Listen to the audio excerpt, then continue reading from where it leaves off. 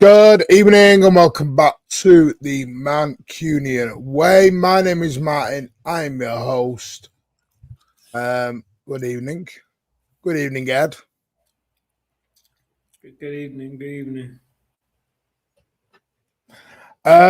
Right, we'll get into it. I'm going to say something before I roll. I might as well get it out of the way. I don't want to put this. I may take a step back from the channel. I haven't decided. I'm going to have a think about things over the next couple of days. I ain't sure whether I get people are angry, people are upset. They're entitled to be upset. 100% get that. I'm not going to accept abuse, threats, etc. I will support the football team how I want. People do not like the way I support the football team. Don't watch. Don't subscribe. Don't do any of that. Just move on. Simple as. I am not a trophies or bust kind of guy. I don't believe in all this standards bullshit, and you know that's it is what it is. That's the way I am. I am City till I die, not City till we stop winning. If people want to be, you support how you want to support. Don't tell me. Don't abuse me over it. Be how you want to be. But this was meant to be fun. This was meant to be a career path that I wanted to go down. But it's really sad, some of the stuff that I've seen tonight. I didn't think some would get worse than they have. Yeah, it's a bit crazy. And I want to be able to give an honest and open opinion to people. And I want to do tactics. I want to do everything else. I can't do that when people have just lost their damn mind. It's football, mate. Yeah, it's football. And I get people are emotional. Of course, it's an emotional sport. But it's crazy what I'm hearing. You know, I come away from tonight feeling like we're best bleeding knocking the club down and re-going again. It's crazy.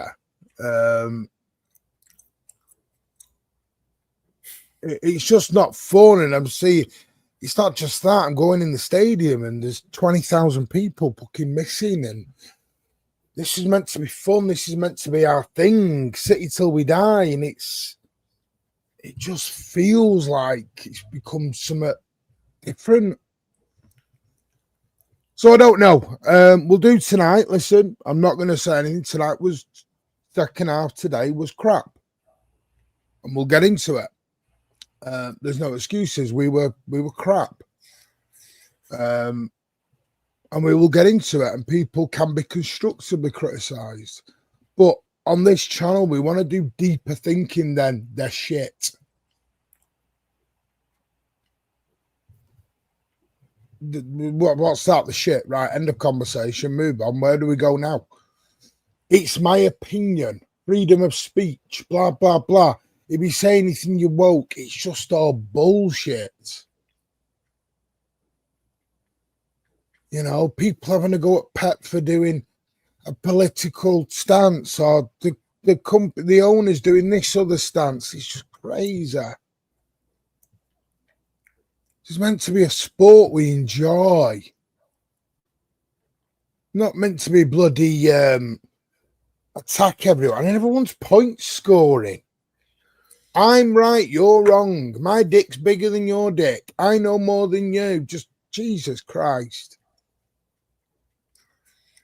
If I wanted an opinion of their shit, I'll go and ask my son.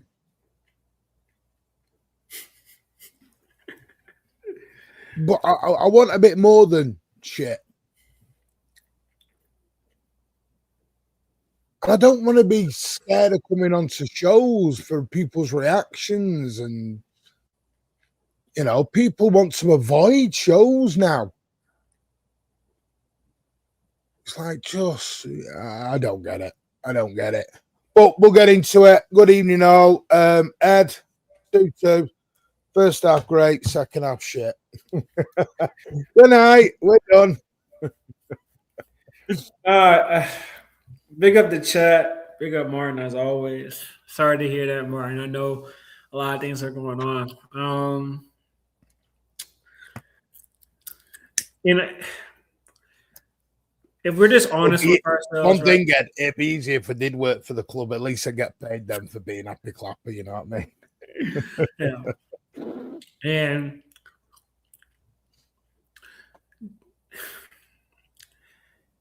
how can I say this in a nice way, right? We are just fans. Yes, we can have opinion. Yes, we can share how we feel. But at the end of the day, we are not the ones making the decisions at the football club.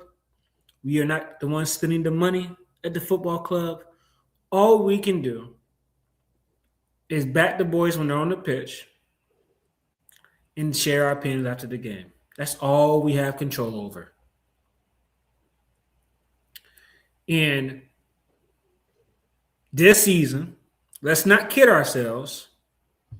Me and Martin and other shows, we've talked about it all season. One half great, one half piss poor at times. We've done that all season in every competition. And I know it gets frustrating. You get fed up. You want something to change. You want the players to prove the doubters wrong. But if we're just sitting here and we're being honest with ourselves, we still need some work done.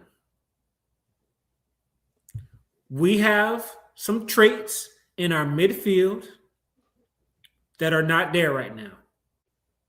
And we have a manager that likes to play a certain way. And I know people don't like that. People think he needs to be more adaptable. But I can tell you right now, most of the top managers, they have their set way of playing, and they are stubborn with the way they want to play. People want Enrique. Enrique has a set way of playing. People want Hansi Flick. Hansi Flick has a certain way of playing.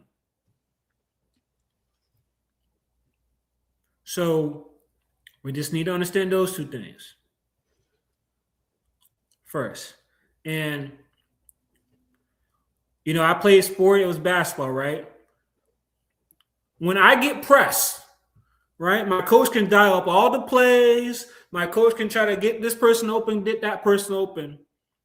But sometimes you just need to have this. And some of our players are young or whatever. They're trying to get some experience. They don't have this yet. And it takes some battles to build this. Sometimes you got to get kicked on your ass and get back up to build this. Being at the top isn't easy, everybody. Sustaining success isn't easy. Just because we have this on our top doesn't mean people are going to let us win matches. Mm-hmm. And you can have the best players in the world until they come together as a team and have this and this, we're not going to go anywhere. But it takes time. It's not overnight. The team we had before, it took years to get to a certain point. Martin can tell you heartbreak after heartbreak it took us to get to build that squad. I get people are emotional. I've got a Newcastle fan saying dry your eyes. Why they got slapped at They got slapped at Anfield. Well, what's it like being down in 12th or wherever you are? You know what I mean? Could be worse. Yeah. Could be worse. Could be 10th. So that's where we are, people. Trust me, we're flying high, and I understand people are flying high. It's the best half we've had before. Can we just complete a football match before people can say this stuff? Yeah, I wish people and it's Matt, well, let's get into it. The starting lineup. Was you happy with that, Ed? I think it was most of what people thought about doing anyway. I think the most surprise, we talked about it privately, was probably O'Reilly into that midfield, but we understood why he put him there for the legs and for the energy and for a little bit more, dual winning. And a breath of fresh air to that midfield. Other than that, yeah, I thought it was a good lineup. Yeah, no, I actually was. I was, Donnarumma, Nunes, hushing off Gay, Nori, happy with that. Rodri, happy with that. Cherky, Bernardo, O'Reilly, Semenyo, Haaland. Couldn't complain about the midfield, about the lineup. Bench, Ake, Foden, Gonzalez, Lewis, Alain, Mamouche, Mikado, Reinders, Trafford. Not a lot of options there. Not a lot of options, which we'll get into. But yeah, need to see the big man. Yeah, we do. We're going to talk about Haaland. Don't you worry. Haaland is going to come into the mix. Where is Hamza? No idea. Alwar, Inter. Is he on Alwar? Yeah, he's on there. Thanks. I don't know. Good evening, Magnus. Hope you well. Magnus, if you want to join us, mate, let us know. I can shoot you the link. Stephen, thank you very much, my friend, with the £5. A chicken balancing on a basketball, Martin. Miami Dolphins of Manchester. Thanks for number 14. Hope you guys are well. It's looking that way at the moment, Stephen. It's looking that way. That's football, Martin. Some people, yeah, I get the emotional. I just think some are they've gone a bit crazy tonight, more than ever. Yeah. Big up DC, Dash, everyone in the chat. What did you think about when you saw that lineup? You saw O'Reilly there. Did you think that was a good decision, Martin? Did you understand it? O'Reilly in midfield. Yeah, I didn't have a problem with the O'Reilly in the midfield. I thought O'Reilly was very good in midfield. I think the problem with O'Reilly is when he went to left back.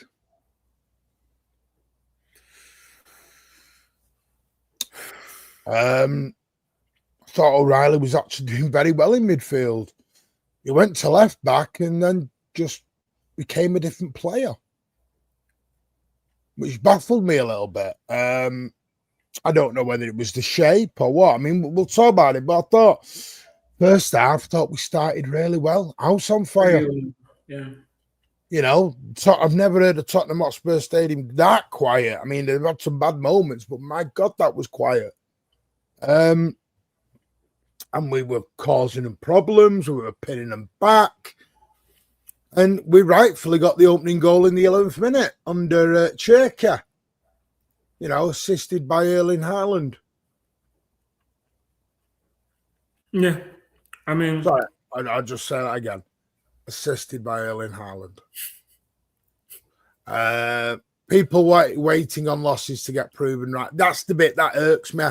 People are waiting to lose so they can go, I was right. It's like, are we fans here or are we trying to win a prize? Like, was it thank you? Martin tries to put in Newcastle, at least you can spend. No, true. I hear that. Mate, I saw so-called City fans celebrating because they were... Yeah, this is my thing, all of it. This season is so weird. I've seen...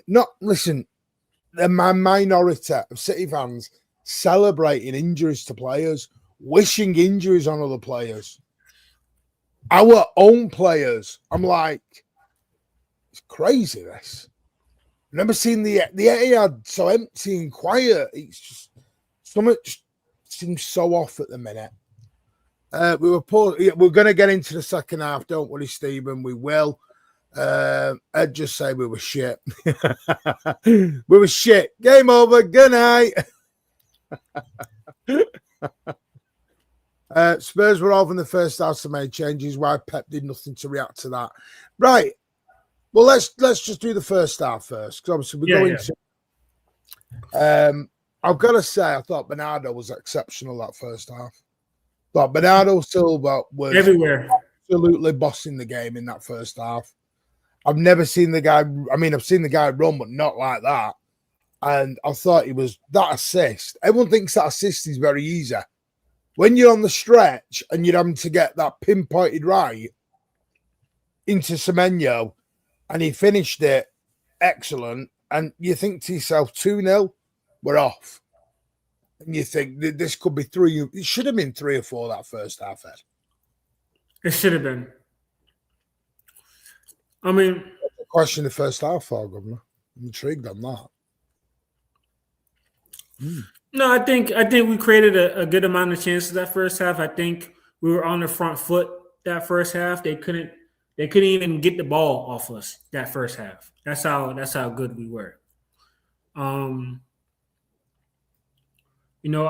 thought the way we pressed was very impressive. I thought that's probably the best off the ball we've looked in a long time. And it was the whole team that was pressing well. I thought Rodri was cutting off play really nice and keeping us ticking. Yeah, I thought Rodri was great first half. Don't know what happened second half.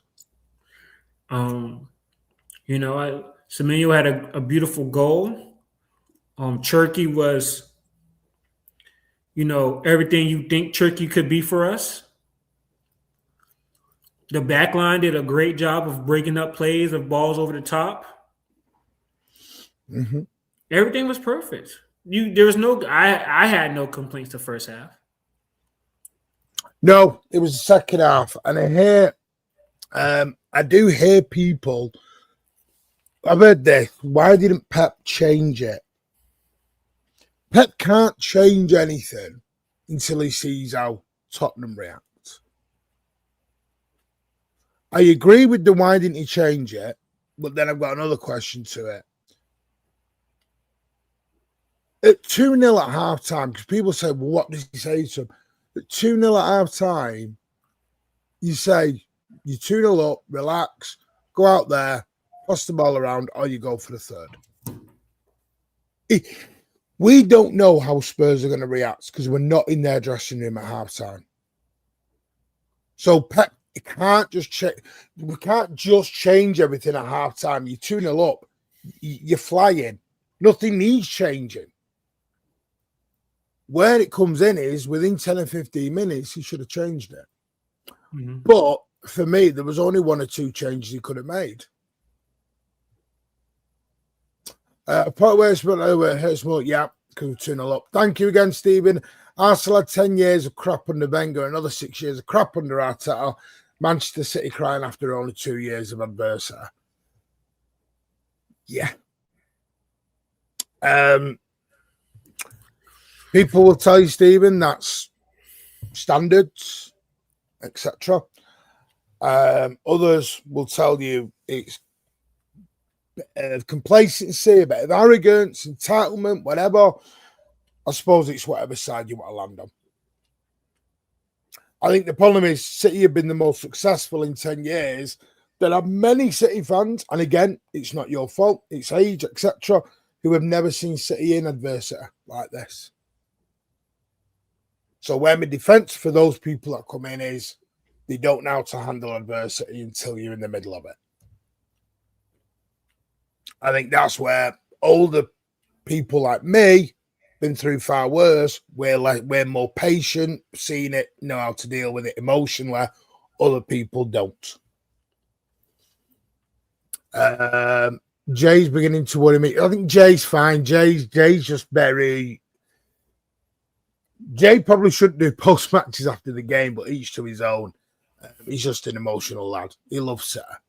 And it's like I said, I'm not going to tell anyone else to support, but I just think we've got to do better in the way we analyse it a little bit. We should have put the game to bed, but didn't. Rodri was lucky to be on the pitch. We just capitalising the society to feel like the same old story. Yeah, Reinders had a few sitters. Yeah, Reinders was poor. But again, we need to look at why was he poor instead of just he's shit. Evening, gents. Hope you well. Yeah, Mad Hatter will bring you in 1 minute, mate. And you at halftime we will blow it. Can't do 90 minutes. How did you know at halftime we'd blow it? Let's see. We didn't. Come on, Matt. You didn't. Come on, man. That's hindsight. That is that a Liverpool fan? Wait, is that a Liverpool fan? Yeah, it might be. Come on, man. Yeah, come on. Let's not pretend we're City fans to make it look good. Second half, change shape for at the back, didn't they? Yeah, people get hysterical. But Bernardo made the goal. Well, yeah. Haaland waffling LB was. I've not watched it.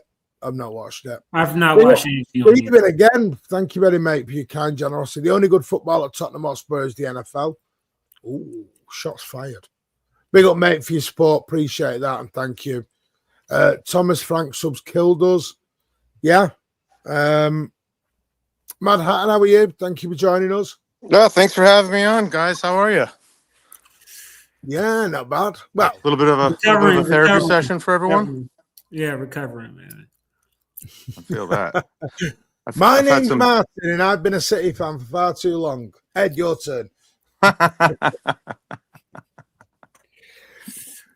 Matt Hatter, you got what? Say what? Share your thoughts about the first half. We were just talking about the first half. I mean, it was the tale of two halves. I thought we looked crisp on the ball for the most part. We looked good. We were aggressive, and they were having a lot of problems with us. Again, we had 3 shots on target in the first half, but then it was like again the tale of two halves. Second half, I'm sure that's a lot of people are going to kind of focus on that. You know, I just felt like everyone. Think of like a fog, like the match sharpness wasn't there. Missing balls, passing it too far, too short. Just little small errors that, drove Pep insane, right? Drove me insane. But then it didn't look like we had the same level of tenacity that Spurs had. I don't know, those are just kind of generally my thoughts. People are trying to blame this person and blame that. I think it's not one. It's not one thing, one person, one issue. I think it could be a host of issues. I know a lot of people have been going hard on Haaland. I think you can make some arguments for maybe a lack of how do I say this? Again, urgency for the whole team. I guess in the second half, have you guys noticed that in second halves recently? Kind of almost like a lack of urgency, with few exceptions. I don't know where that's coming from or why, but it seems to be happening since the beginning of the year. And there's just some errors and I don't know, some head scratchers too. But I was definitely disappointed in it because what bothers me, and I said this to Martin earlier, and Ed, I think you may have heard me. For me, I don't mind losing if we lose to a team that just outplays us or is just better, right? It is what it is. But when we're losing for silly mistakes, errors, lack of tenacity, or at least meeting the same level that the opposition is, that just kind of gets under my skin, if that makes sense. So this is the part I don't like, Vibe. You prove my point. Pep and Haaland have to leave garbage human beings. Yeah, that's a wild take. That's insane. But let me say this, right? Can people name a chance in the second half that didn't involve Haaland?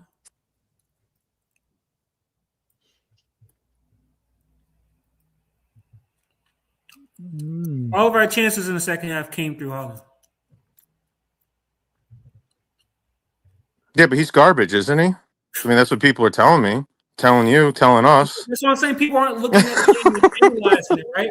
People are trying to kill him for his pressing or tracking back. Yeah, it doesn't make any sense.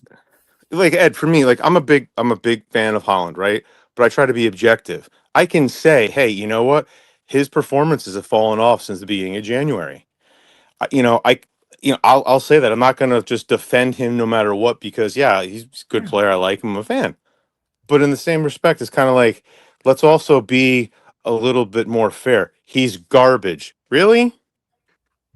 Like like stats, everything doesn't substantiate that. That's a wild claim. But that's my point earlier. This is why I want to do deeper thinking. He's not shit and he's not garbage.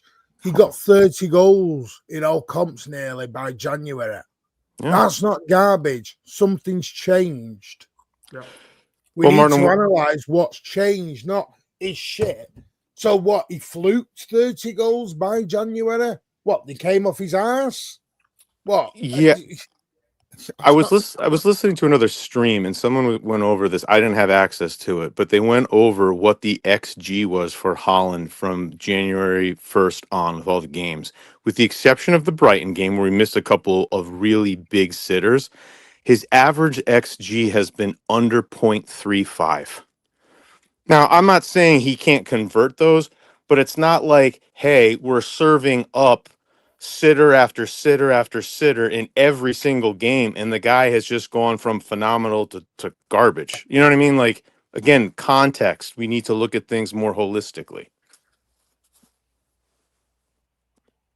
Yeah. The trouble is people don't want to look at it holistically. They don't want to look at it in a calm and thingy manner. Everyone just jumps to the like. Sorry, Vibe. I'm going to mention you. You won't like it because I thought your comment was disgusting. Said they're awful human beings. Yeah, that's beyond. We're going. That's what I mean. That's just emotions and going beyond football. We need to do better as people than that.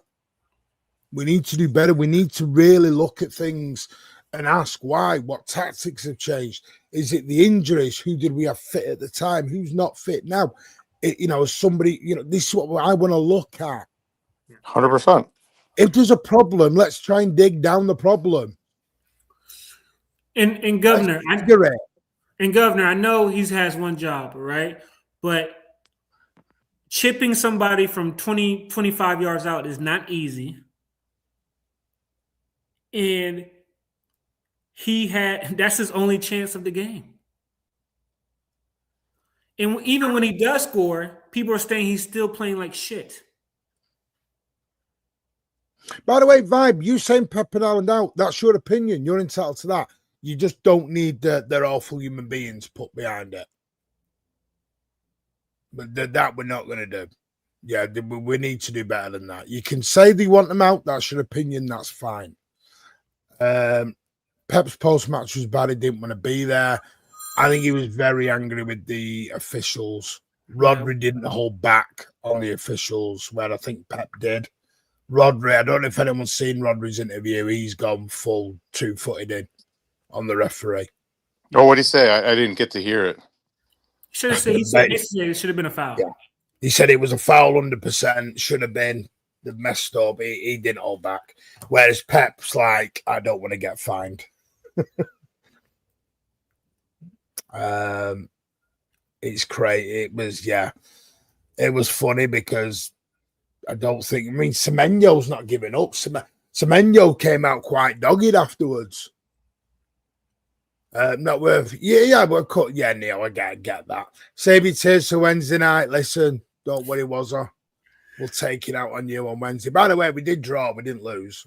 I know that's me happy clappy part. Sorry. Just want to chuck that out there. We'll move on from it. We'll move on. Haaland rubbish, 150 goals in 170 games. Jesus Christ. Yeah, he's crapping.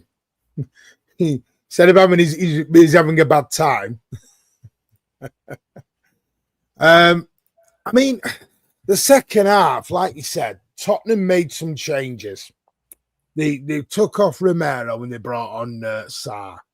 Who, if you remember, Sarr was a problem for us at the Etihad. Yeah.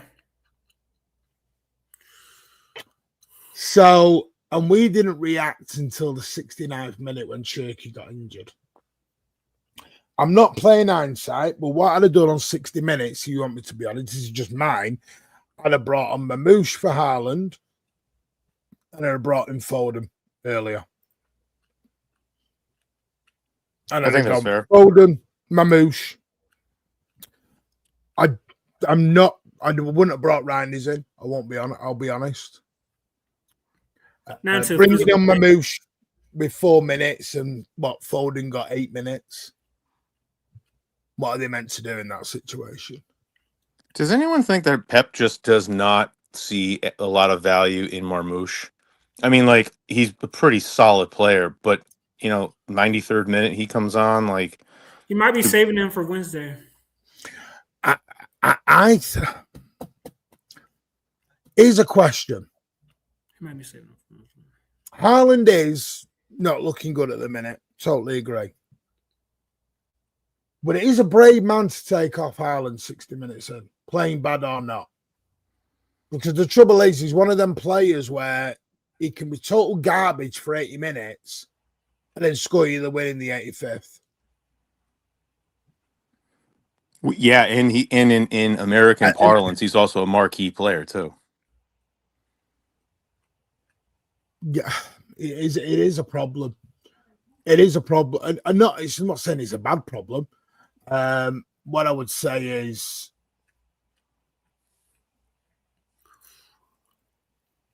it's a tricky problem, 100%. Because Martin, I think what you're probably going to say is if you bench him a little too much, you might end up pissing him off, which could be good and bad. But if you keep him on, will this stop or can you play him out of it? So there's trade-offs on both sides, and it's kind of like, well, Pep, you make 20 million a year. That's why you got to figure this out. yeah, I think with Haaland is, for me, he's the first ready-made world-class player we bought.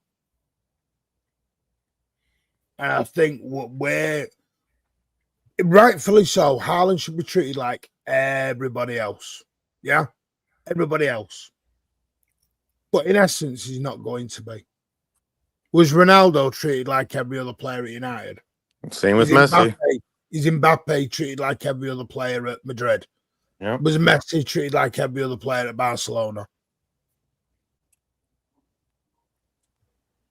No, I think that's a great point. Because like you said, moment of magic come out of nowhere with any of them.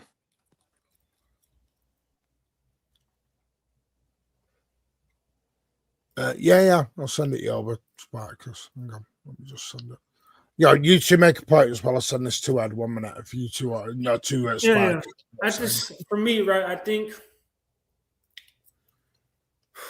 I just think in that second half, right, when that sub came on, you knew they were probably going to press us, right? Because Sarr's an athletic guy. That's what his main attributes are. He can get around the pitch. He presses, right? And he also kicks the shit out of you. And I felt like Husnov kind of got absorbed in all that because the ref let a lot of shit go. Yep, I can see that. And we all know we lack physicality, right? So when you lack, and I heard Nobbins talking about this earlier, when you lack physicality, you need to be so technically better than other people to combat that, right? Yeah. And if we're just being honest with ourselves, we're not that, we don't have that anymore. We don't have that tech advantage like we did anymore. And that's when it's more about how much do you want it, your desire at that point. When you got somebody kicking the shit out of you, when you got somebody breathing down your neck, how much do you want it? Where's your desire at? Well, Ed, I got a question on that, right? I think you bring up a great point. If we don't have the superiority in technical ability across the pitch in, let's say, 9 out of the 10 positions, does it make sense to continue to play in a way where you kind of need those players to be at that level to really be able to capitalize on the system that you implement?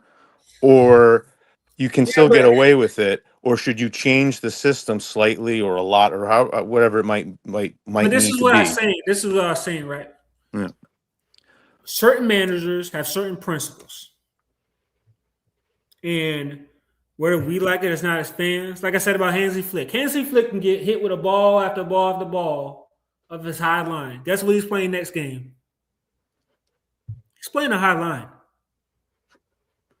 Right? And he's asking his finishers to do a better offside trap. Pep likes to play out from the back. I don't even think we're trying to play differently. I think he's trying to find out different ways to play, but I think you're still going to have some principles still there from him. 100%. And right now, the players that we do have are lacking in some of those areas. I think this is this is one bad game. I think this is probably Nunes' worst game in a little while. Yeah. Because if we're just being honest here, Nunes is not the most technically gifted player either. So when you are having to deal with a press and playing out from the back, Nunes can't beat the press. Huzinov not going to beat the press. Yeah, he can beat the press sometimes, you know. Nuri, he can beat the press, but he's also weak. He's not physical. And then the midfield, we know about our midfield. So I just want to do I love club or the pack? Of course, I love both, but I love the club more. So I don't know that one. Well, I just think that's the honest opinion about where we are. So then, given that, let's take that assumption to be true. Then, how would you try to move forward to be better with what you have, given some of those constraints? Like Nobbins once said a long time ago, and I thought he was spot on when he's talking about Donnarumma. He's like, "Why we're doing this, I don't understand, because we like to play out from the back."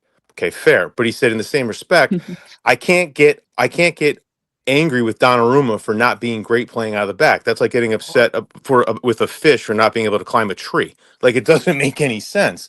Yeah. But if we know that, why is Donnarumma trying to play I thought he did actually ridiculously pretty well. plays out of the back? I thought he did well. I thought he actually did somewhat Second well. half, I'm saying, guys, just second half, like where everything started to falter. But even in the second half, I think he was actually good today for playing out from the back. Yeah, I just think that we have the situation of this squad right now is that we have two different profiles of players that don't mesh with each other. We have the players who are more technically gifted but very poor physically, and we have the very physical players but poor in the technical regard. And we're trying to make this mishmash of a squad who right now is not really working out.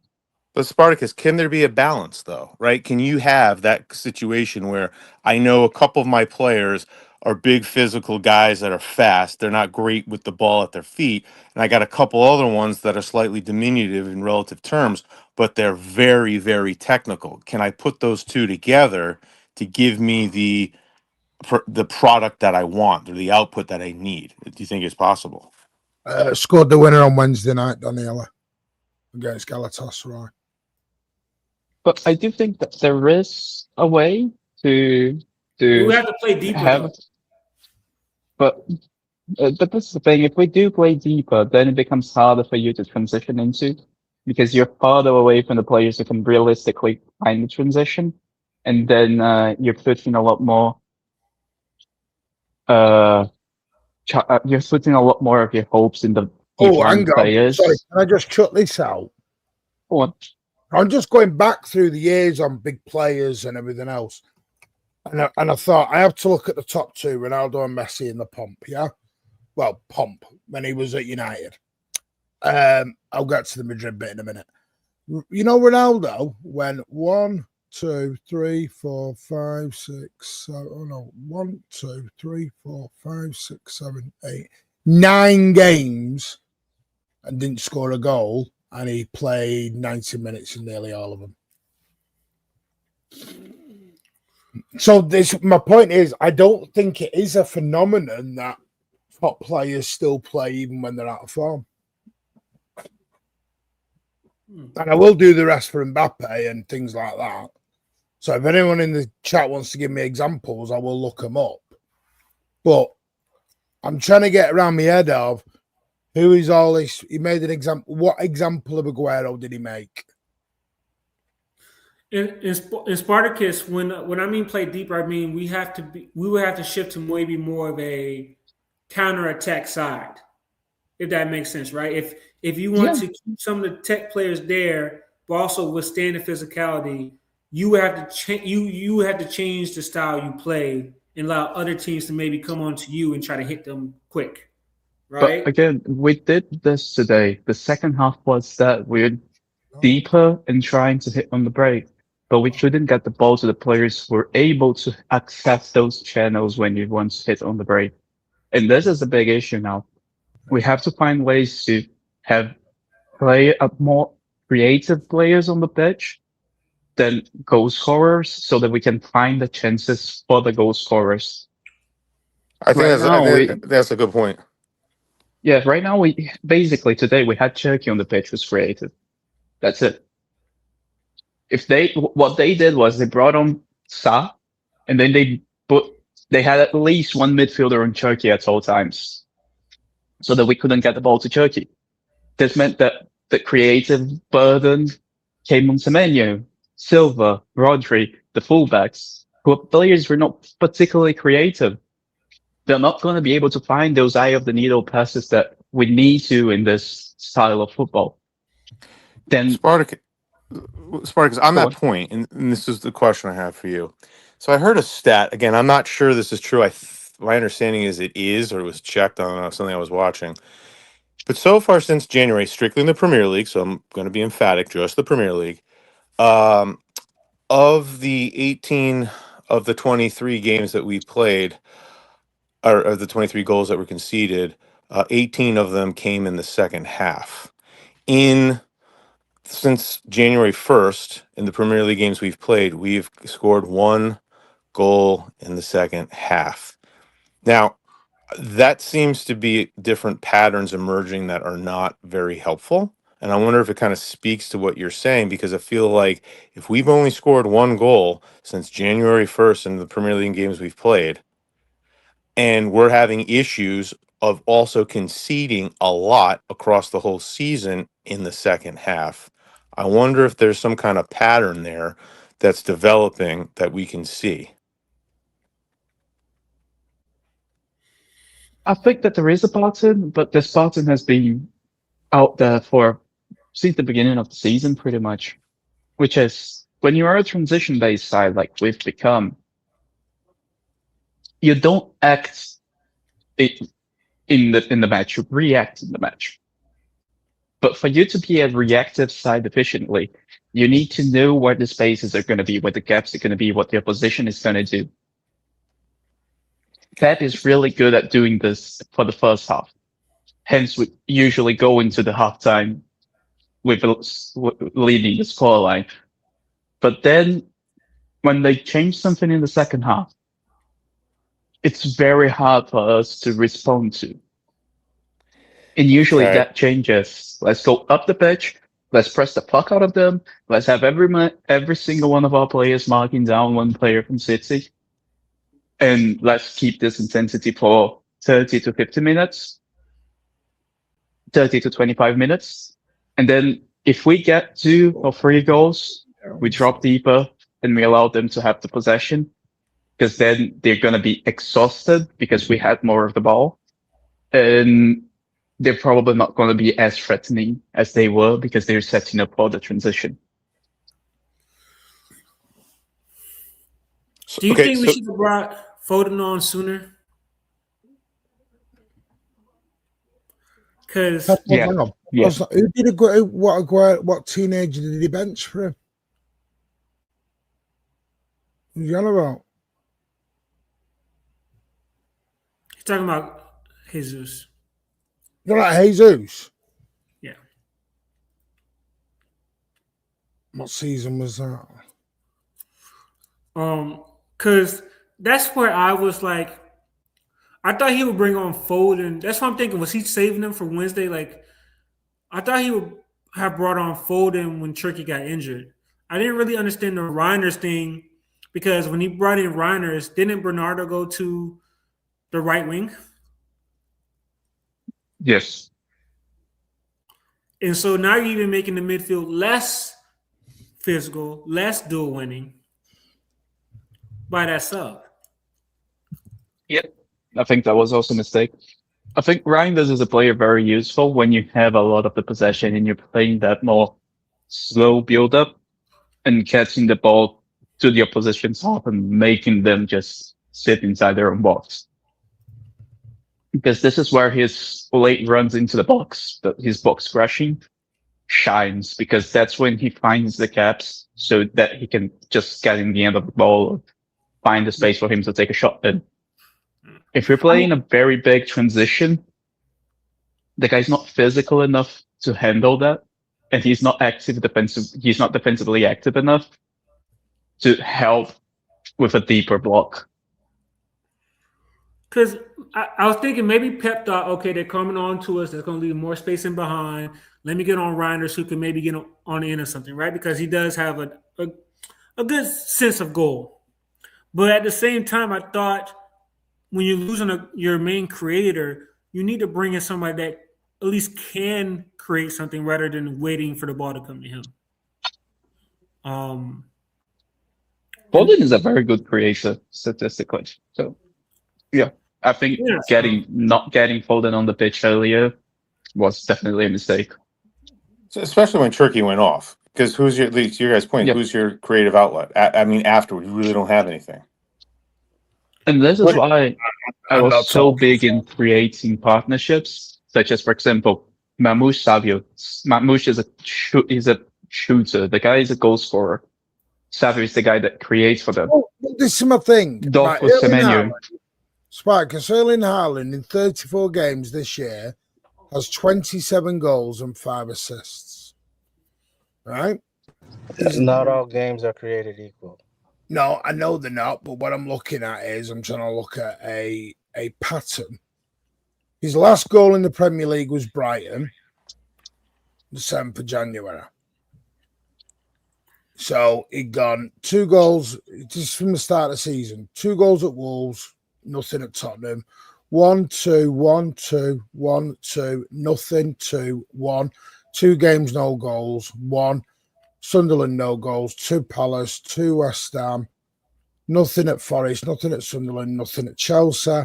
Got 1 against Brighton, then he's gone 3 in a row again. So what's changed is what I'm asking. Well, I think we've tried to become more of I want to say more possession-based with Rodri, but Rodri likes to be on the ball. Rodri likes to dictate the game, dictate the tempo, and you can't really do that as much if you're trying to play on the transition or if you're trying to play direct. If that makes sense. And I think this goes back that's a good point. I think that goes back to what Spartacus said. We're playing with 2 different sets of players. I think, Rodri, for you to play that more direct style of football, you need a quarterback like Oh, he cut out. That's the best bit of analysis he's ever done. How do people feel about But his passing range is to get the ball to the player's feet, not to the space for him to attack. And I think that's something that we're seeing a lot, where he gets the ball, and instead of launching the player into the space, he launches the ball into the guy's feet, which is actually a lot harder to do than launching the ball into the space, funnily enough, but he's a lot better at that. Right, I'm just going to do this quick, and then I'll bring Daniel in, because obviously he's one of the biggest critiques, and I wonder where he's gone. Where's he gone? Wazza, thank you for becoming a YouTube member, mate. I do appreciate it, even as a rival fan. Thank you very much for the support. I'm emotional. I mean, this is a dream come true. All these guys deserve. All these guys around here. And then you followed it up with a super chat of £2. Thank you very much, mate. Try fitting Walter Marder in your team. Never mind Haaland. Sure. You can keep him, mate. I don't know where Danielle's gone. I wanted to ask him something though. He'll be back. I think he's got some connection issues. He'll probably be back. I'm trying to seriously understand is, I know Daniele said not every game's equal. Well, why was every game equal? Why was Wolves away, Brighton at home, Brighton away, United at home, Arsenal away, Burnley at home? Bring up the team lineup. Bring up the team lineup before his goal drop.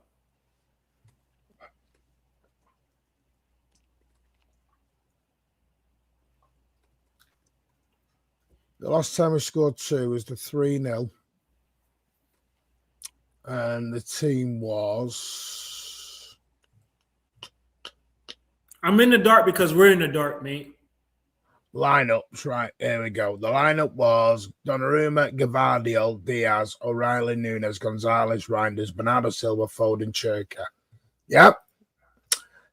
The last one before that was Palace away. The lineup for that one was Donnarumma, Gabardiol, Diaz, O'Reilly, Nunes, Gonzalez, Reinders, Bernardo, Foden, Cherka, Haaland. Anyone's seeing a pattern yet? And then we go to Forest away. Lineup was Because this is Gabardiol, Diaz, O'Reilly, Nunes, Gonzalez, Reinders, Bernardo, Foden, Cherka, Haaland, but we did win that one. The game after that was Sunderland, which is where the change really became apparent. Because if you remember, Gonzalez got injured in the first half and Rodri appeared. But I'm not blaming Rodri. We're looking at patterns. Donnarumma, Ake, Diaz, O'Reilly, Nunes, Gonzalez, Silva, Foden, Sabinho, Cherka, Haaland. Rodri came on in the second half. I'm just going to bring Daniele in again. The next game after that was Chelsea at home, where we didn't score. And the lineup for that was... Oh, when it loads. Donnarumma, Gabardiol, Diaz, O'Reilly, Nunes, Rodri, Reinders, Phil Foden, Cherky, Bernardo, and Haaland. The next one after that he didn't score in was scored against Brighton. Do you want the lineup for Brighton? But this is, before we go, Daniel, I just want to say that the difference between, because Rodri is a better passer, like what Sparkus was saying, than Nico Gonzalez. Rodri, when he gets the ball, is looking to scan the field. He's looking for those passes. But with Nico... Oh, sorry. Whoa. 1 sec before you do that. Rodri didn't start against Brighton where he last scored. It was Nico Gonzalez. Yeah. So, he dropped again. But Nico Gonzalez, I wouldn't say he's more of a destroyer type, but when he gets the ball, he tries to get rid of it fast. He lets the other people do all that pass and stuff, right? He just collects the ball, move, tackle, pass, moves on, right? And so sometimes that keeps the tempo at a higher rate just because he's not scanning the pitch and looking for the perfect pass. No, I don't. We're not blaming Rodri as in we're just player. We're talking about the style. About the tactical change. Because what we've said is, and I mentioned this to Mad Hatter, talked about this on other shows, the transition play of our game changed when Rodri came in. Because I keep saying it, this is just my opinion. I think Rodri struggles with transition football. Yeah, that's why we've transitioned a red card every time we play in transition, Martin. With transition football, you are not putting the ball into the midfield as much. You're bypassing it a little bit. Well, Martin, I also put some numbers together here for everyone. So I was just kind of bored, and it was driving me nuts recently. I wanted to see kind of like what our shots on target have been, what our possession has been, goal conversion, and then the opposition for every month in every game. And what I found, this speaks to Sparkus, maybe not, but I know he said we're more of a transition team. Now, Sparkus, by that, do you mean that we don't have quite as much possession across games because we're more transition related, or we just tend to be more transition, but we still have a lot of possession? I think we'll always have a decent amount of possession, upwards to than 55, but we're more wasteful. Yeah. I think the first instinct is always to get the ball forwards as fast as you can, and with that, and just to go on what Martin just said, sometimes, a lot of times actually, you jump the pass in between. So what I mean by that is you have, like, for example, the center back has the ball, you have an 8, and then you have like the winger on the left. Usually the safest path is you play the 8, the 8 plays the winger. That extra pass takes a little bit of time, which gives the opposition time to get a little bit deeper and set themselves up a little bit better to defend the play. When you play the transition, you jump the pass to the 8 and go directly from the center back to the winger. for him to try to do something. I think this is more of what I mean by the transition-based thing. I think Gotcha. we tend to be prompt. So one of the things I thought was really interesting. So check this out. Let me see what you guys think of this, right? Matt, So, before we do that, I want to go to Danielle because oh, he's my been bad. having connection Apologies. issues. Just so we don't want to act like we're not hearing people's opinions on the channel and everything. Danielle, you there? Yes, I'm here. All right. Tell us your overall thoughts, man. I know you have a lot of them, so go just share them. It's the same issues. It's the same issues. It's the weird substitution patterns, timing, and an inability to react in moments where he should react. They should react. Um, this is a two-half team or 60-minute teams, and color me surprised where we've seen that before. We can go on a run, but the issues will still be there. And if the issues are not addressed, it's only a matter of time before they reoccur. Again, um, the game should have been over, and I thought they had a decent control.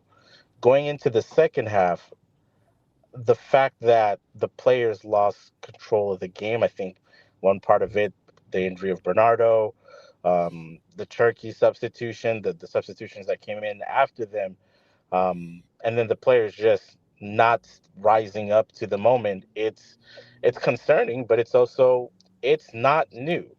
Um, O'Reilly, when he was, well, let me rethink this. He was playing on, it would be our left hand side. Tottenham at one point kept targeting long balls in his direction. And then when there was a kerfuffle in between, it was, I think, between him, Aït-Nouri, and Rodri. It was a problem. I mean, I think that's also the other elephant in the room. This team, with the questions that it has, a half-fit Rodri is a problem because though he may look well in moments or periods, Patches, yeah. he's patches. He's not Do you playing think he's good. fit yet? Do you think he's fully fit? No, Yeah. no, he's not. He's not fit, You can tell and by you can yellow tell cards that he's by not fully fit. yes, the yellow cards, the silly fouls. Não tem problema, não. His mind may be up to Não tem speed, problema. but just a second. His mind No, may he's be talking up Sim, to Spurs. speed. Give me provavelmente Spurs part against. italiano. His mind may be up to speed, but some of his level timing that he normally used to do, he doesn't have that cadence for it now. He doesn't counter press the way that he's supposed to. And then with the changes in the back line as well, even though I thought the back line was good, the timing in between the back line especially when Bernardo is not there to fall back or to even communicate, Rodri's timing isn't helping, and then the new backline partnership as well, that's not helping either. There's too much turnover for what we are trying to do to have the team be consistent, and in the wrong periods at the wrong time, the inconsistencies come back to bite. And it's a growing pain in which we're going to have to go through, and we elephant in the room as well, you may just have to accept that this is what this crop of players is. They are Jekyll and Hyde. They will go 8 games and they can look like they are world beaters or they can be title contenders. And they can have 3 games where they look like they can get beat by an average side with X amount of players missing. It doesn't take a lot. I'm done criticizing the on the field. It's at a point where it's in between the ears for some of these guys because questioning them why they should hustle back, to me, that's an in between the ears. It's a desire, wanting to get in place, fighting for the ball. I got really upset with Haaland loving up on the Spurs player with 9 minutes to come in extra time. I didn't understand that because there's a psychological game that goes into professional sports as well. And if one of your best players is all jovial, thinking that something's going to come about at this level, nothing is guaranteed. And the other side is going to use the smallest of margins to get one in over you, including Thomas Frank, who's sitting in 16th. And, he's basically a dead man walking. And he took a gamble with the substitution. They were guys that were aggressive, that had energy, and the gamble works. Right now, with this crop of players and with Pep, these sort of gambles, they work. I think taking Turkey off, and I agree with Spartacus here, taking Turkey off and bringing Foden in late when he did, that did not help. He needed to come on sooner because there was no creator. Rodri is not the type of creator that Foden or Turkey are. He creates from deep, and it's oftentimes through diagonal balls or switches or balls that ricochet off the top of the box, and he shoots those in. If he's not doing that and he's also not fit, remind me why you have him on the pitch then with no creator. It's just it's sacrosanct against football, but they're doing it, and it's going to be the norm. I've accepted it. It's going to be the norm with the squad. But this is why I said, are we trying to? I keep saying this, and maybe it's me in my own brain trying to process it. Are we still? You just said it. We're trying to chase, but we're not that team, and maybe we have to accept it. Maybe we have to accept we're not that team who can go on a 19-game winning run anymore. Maybe this set of group. You got to remember that group of players who did it were all clicking at the same time. We've got this mixture of young, old, inexperienced, experienced. I'm just not sure. I will agree with you on this, Daniele. I'm not sure this group can do this 19-game winning run because I don't think the squad is there. Yeah, as instructed now, no.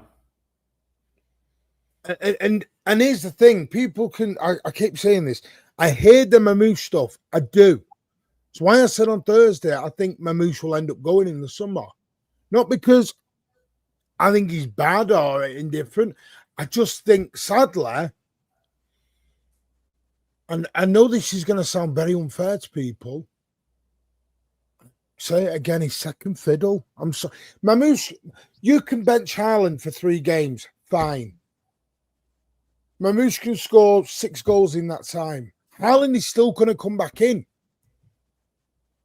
Is that fair? No. Is that reality? But there's a difference though. How he's being benched, even in the 3 games, psychologically, I think there'll be a reaction to where Marmoush will have an understanding and Haaland. When Haaland got recently benched, to me, he's come into the team a little bit too quickly. And because he scores what we're almost coddling him, and because he's also a nice guy and doesn't really fuss, a lot of his good guy but bad behaviors go about unchallenged. He has competition, but it's not actual competition. Because even when Marmoush comes back and if he scores a goal and if he plays 70 minutes, Holland is the first name to come off the bench. It shouldn't be that way. Like, he's 25, 26. You have to remind him that no matter how great you are, you still have to either play for your place or for your team. And right now, he's getting a little bit into, and I hate to say it, he's getting a little bit into the category where his stats are counting more for him and not for us. Because he's scoring, but are we playing well as a team? No. He's scoring and breaking records, but is the team progressing in terms of how everybody else is functioning with him or him functioning with them? I would say no. Today, the way that Sabano functioned with him, I think it's a little bit concerning because now it's 2 different players, even with though one's being used as an inside forward, left or right, whichever instance. The inability for him to still link up with a Semano is a problem, which lets me know that the reason I asked this, Danielle, sorry, John, the reason I asked this, last season he was out injured, wanted for 5 games. Mamouche scored all them goals. Yep. Do you know how many games he missed before he came back? no, I don't. I don't. He missed. He was on the game for 1. He was on the bench for 1 game, and then he finished the last 3. And Okay, Mamouche so was back to the bench. that's good to know. But that same bit of run that Marmouche went when he was scoring goals, correct me if I'm wrong, but the one game that Holland and others came back from their injuries was a game then where we were completely stagnant and we could not break down. I think it was Southampton. We couldn't break down Southampton. And the Season team, before that, 90, 90, 90, 90, 90, 90, 90, 90, 45, 90, 90, 90, 90, 90. He was yeah, back, came back for but 90 minutes against Burnley, and then was off back to 90 minutes every game again. but again, there's another caveat to that as well. One of them, it was his first season. The other one, it was his second season. You come into the league with something to prove. Can you adopt? You come into the league with something to prove. You're playing with a World Cup winner in Julian Alvarez. Whether he respects him or not, the other guy won the World Cup as a starter and as one of the marquee guys. So you had to be on your game because Alvarez, even when he was playing as a 10 or as a support striker, he was still producing something to help the team win. So Haaland had to be on his toes. And then he had the other veterans that were around him that helped him be great. When the other veterans aren't really around him, and the guy that's supposed to be coming in, or guys, excuse me, supposed to be coming in and working with him, help the team give output, or even to be a competition psychologically, if those guys are on the bench, if those guys aren't really producing, he has no, psychologically, he has no competition. Because as long as he does his job and gets his numbers, who's really going to talk bad about him? The media will say Right. it's the other players Can I just and not want City Haaland. Max? So that's a blatant lie. Haaland is not Mbappe. Stop that. All these things are happening in your head. Can I ask you a question? Who sells the most shirts, City Max? Who's What the did you guy say? on all the front? City, because I say I'm comparing him to Mbappe, yeah? When I mean Mbappe, I don't just mean on the field. He doesn't mean Okay. attitude, guys. He doesn't mean Talking off the field. Uh, When okay, City do any PR or anything, who do they roll out? okay, but Martin, put it like this, okay? Um, I'll use Real Madrid and Cristiano, my favorite player. Real Madrid with Cristiano, everybody knew Cristiano sold the shirts. But Real Madrid with Cristiano, everybody also then understood, whether it was with the Jose iteration, the Ancelotti iteration, or the Zizou iteration. The thing that made that team tick were the three guys in the midfield. When they were fit and when they were especially on form and when they played. Casemiro, Modric, and Cruz. Those guys were made the team tick. So much so that when that old core started to age or one person in Cristiano gets phased out, the one constant that helped in the shirts were still sold because Cristiano left, the shirts then started to get sold by Benzema. When those guys left or were phased out, that core in the midfield was what still helped make the team tick, to help the younger guys that were brought in from Brazil to understand what is the Real Madrid way, or even how to play certain balls to break down certain sides, or just even in the Modric instance, to take a lesser seat back, but still make an impact when you're coming in a lesser role. With yeah, to finish this, the game out, to see games out. yeah, to see game out with this version of Manchester City, Holland's only really had that for what, the 2 years, and one of those years, or 3 years, excuse me, and one of those years was KDB's last year, and it was in a reduced role, and even then we still saw what he was capable and able to use, and then we also had Rodri and you had Phil in those moments. When those other guys are taking a recurred role back, it doesn't matter how many shirts he sells. As somebody in Spaces put, he's gotten used to, as the king, being fed on a platter. Now we're asking the king to go into the kitchen and we're shocked that he doesn't know how to cook. He can't create for himself, which makes him also look That I worse. agree with. So why is Foden? Why going back to my thing? I've just been looking at the numbers again. You had Cherky, Foden working together. Why has he changed that? I think the question that you needed to ask with today, why did you not play O'Reilly in midfield or try him in the midfield in some instances to then still keep Foden up forward? Why did you accept this notion that one has to come off and the other one has to play up? Why does one have to play deep? Why does the other have to play at left back? Sometimes it's circumstance, but it's just it's stuff that doesn't make sense. And now what you've done by that decision, you've hurt Foden's form, you've hurt Foden psychologically, and you've hurt the team into where, I hate to say it, but between the two of them today, those guys and the fan base is looking on who is the person psychologically, if the game is tough, who we're going to give the ball to help us win. By seniority, credit in the bank, it should be Foden as one of those players. But what's taking place right now is that it's actually the other guy that you decided to elevate more, and it's come at the detriment to the other guy that you've pushed to the bench or in a deeper role, which to me, again, it doesn't make sense. Did you really have to integrate Rodri this quick, this soon in the system? Because the Was Rodri that because problem, was that the Nico G injury that caused that? I think it's part of the Nico G, and I think it's also part of you wanting to play Rodri. Because Well, now that you've played, go ahead. I was going to say, I agree 100%, Danielle. And I would also say this to a degree. We know that Pep loves possession. We know he loves, By the way, the I'm sorry Cruyffian to kind of jump way. in. What's up? This is what streams should be. Adult combos where we're looking at tactically. Not screaming, they're shit, they're shit, they're shit. Thank you. Sorry, I just wanted to praise people's actual. Yeah, it's been a good panel. It's been a good panel. Yeah.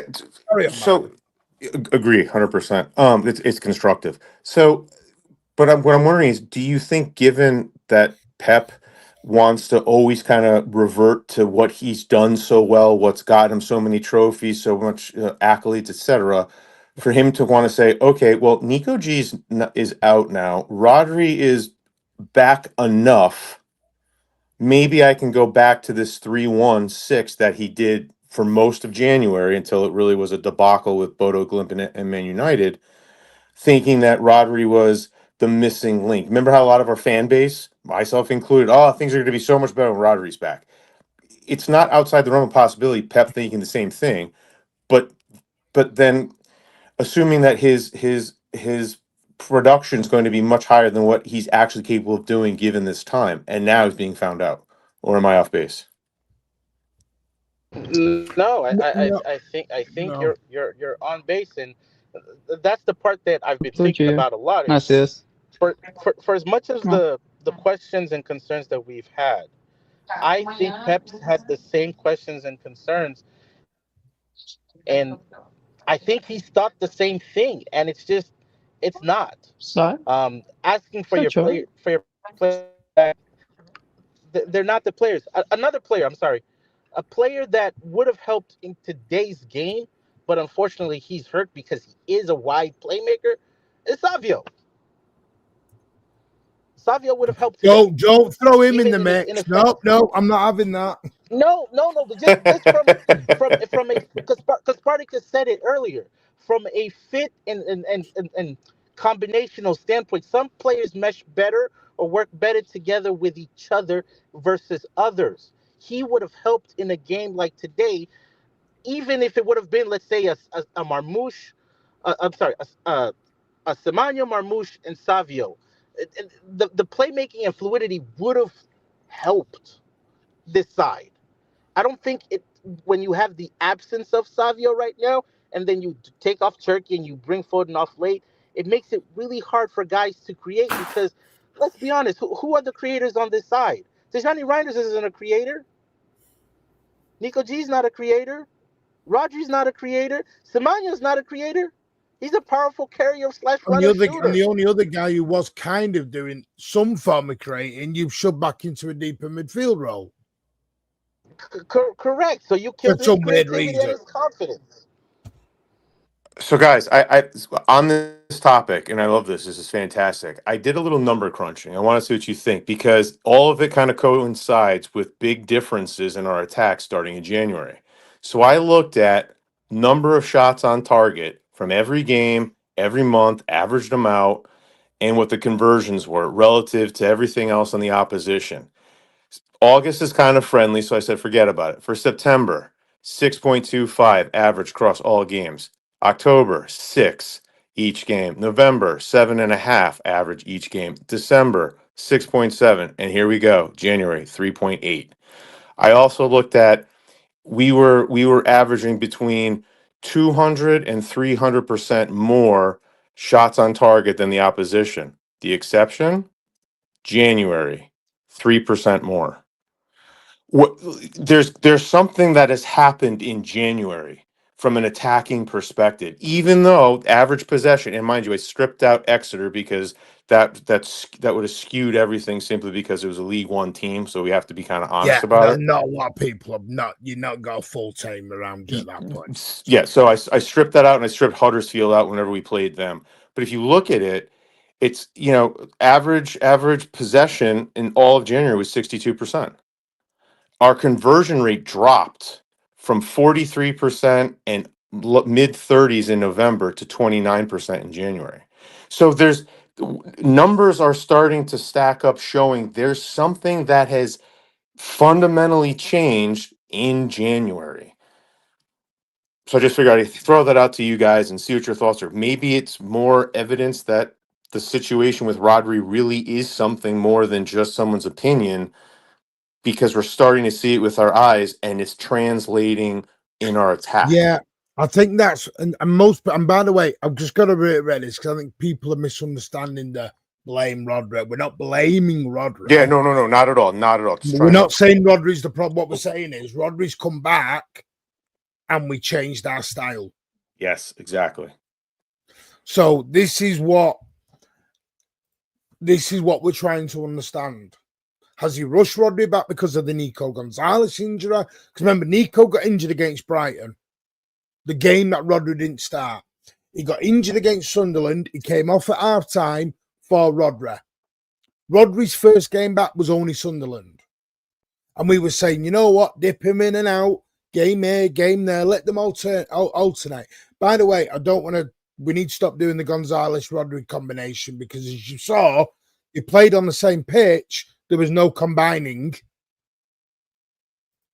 Because the one thing I did see today, did anyone see Rodri? It was in the back three at one point today.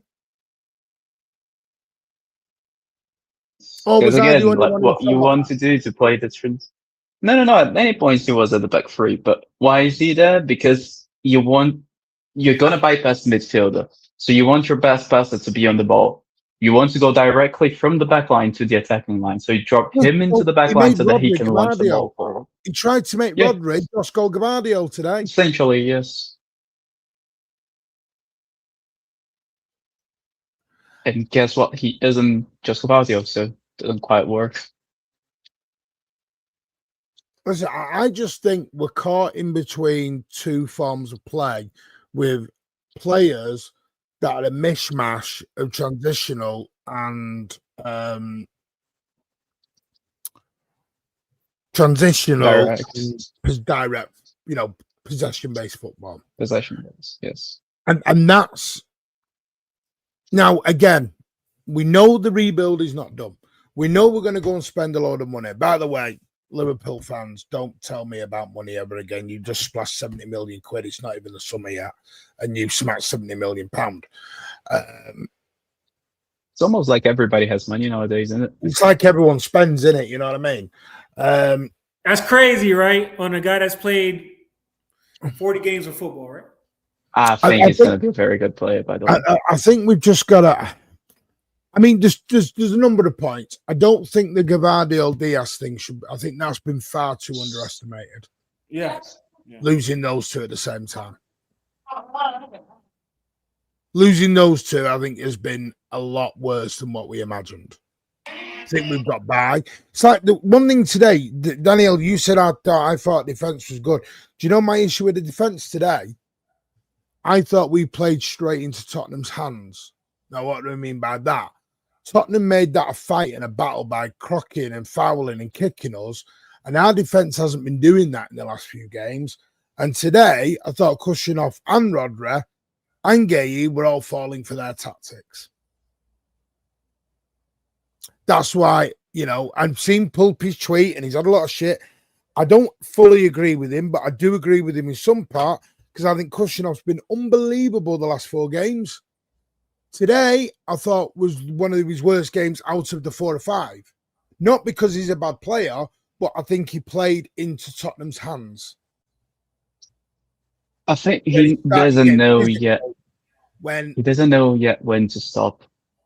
no, Literally it's not stop his running. fault. He's a young lad. But again, no, but again, Spartacus, the last 3 or 4 games, he's been composed. He's been switched on. He's been right decisions, good passing.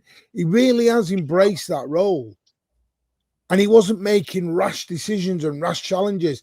Today, Spurs made that a battle, and he went back to making the rash challenges.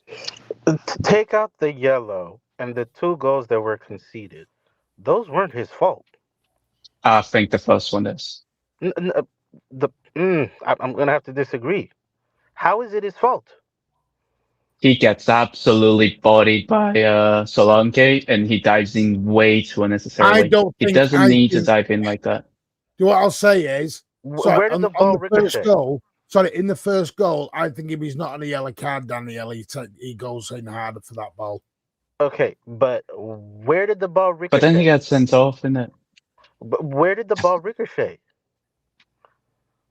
Ricochet? Where did the ball bounce off?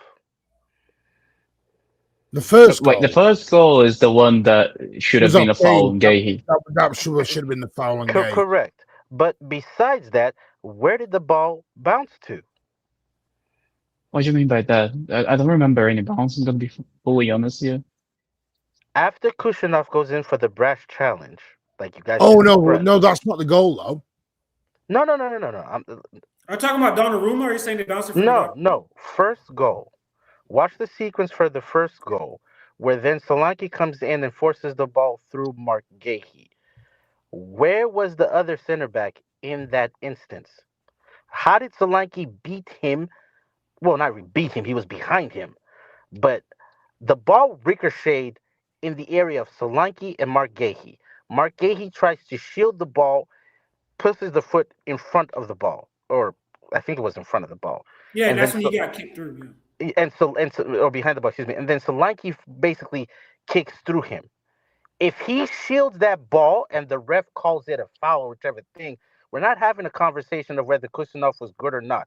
Like you often like to say, the other side is allowed to show up and be brash and be physical. It's your job as a defense, as a team, to be able to respond. And this is what I will agree and say is that they fell into that.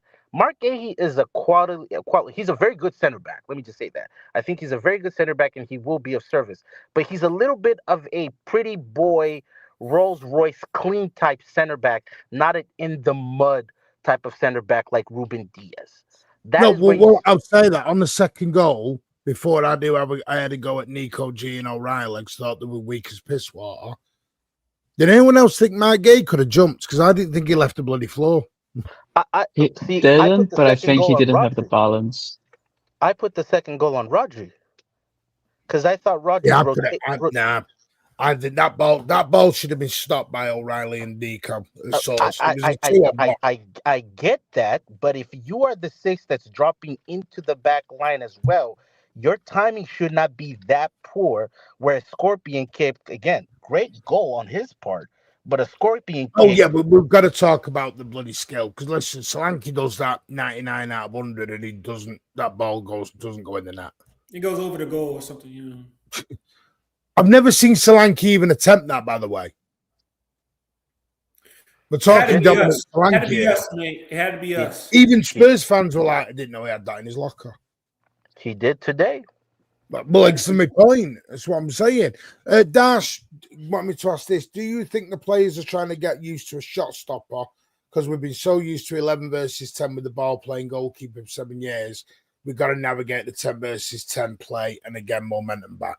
But I would just say this, a lot of players we have now didn't play with Ederson. That's a good point. Yeah. Dash didn't play with Ederson, to be fair. I'm going to stay out of this one. Kushinov hasn't really played with Ederson. Gahey didn't play with Ederson. Norrie hasn't played with Ederson. Yeah. I mean, O'Reilly to a certain degree didn't play with Ederson. It's a good point that day. I like your point, Gas, but listen, I'm not having to go at Kushinov hasn't played with Ederson. Like I said, I think he's been phenomenal. Turkey hasn't played with Ederson. But I think that yellow card did mess him up. And it was a yellow card. Oh yeah, it but was definitely, Rash and it was a dumb yellow card But as that's well. the point. He's not been doing those challenges for the last 4 games. He's been But he's got brilliant. caught up in the moment. He's a young. but Yeah. again, let's go back and analyze that if we're gonna go into I know. this. I think Rodri got involved in that as well, Danny. I think Well, Rodri did the exact same thing. He lost his head. but go How back did before Rodri that. not get sent off is beyond No, me. no, no. I'm gonna be That's my Wait, honest. point. Yeah, that's my wait. Go point. go back before that. The cushion off yellow. Okay, how did that situation come about? Because of a We were loose ball trying we played. we Yeah, were trying to build out from the back. I think it was yeah. Bernardo that made one of the poor passes, and then Tottenham pressed us like crazy, and Kusinov came out with that brash challenge. But again, why are we in that situation where we are on pins and needles building out from the back, and some of our senior players are the ones that are putting other players in that situation where something could maybe happen and then it does? To me, that's a Yeah. problem. Because Spartacus, you may not say, but I will. Donnarumma is a great shot stopper, but when it comes with his feet, with the buildup, he's average, and that's putting it nice.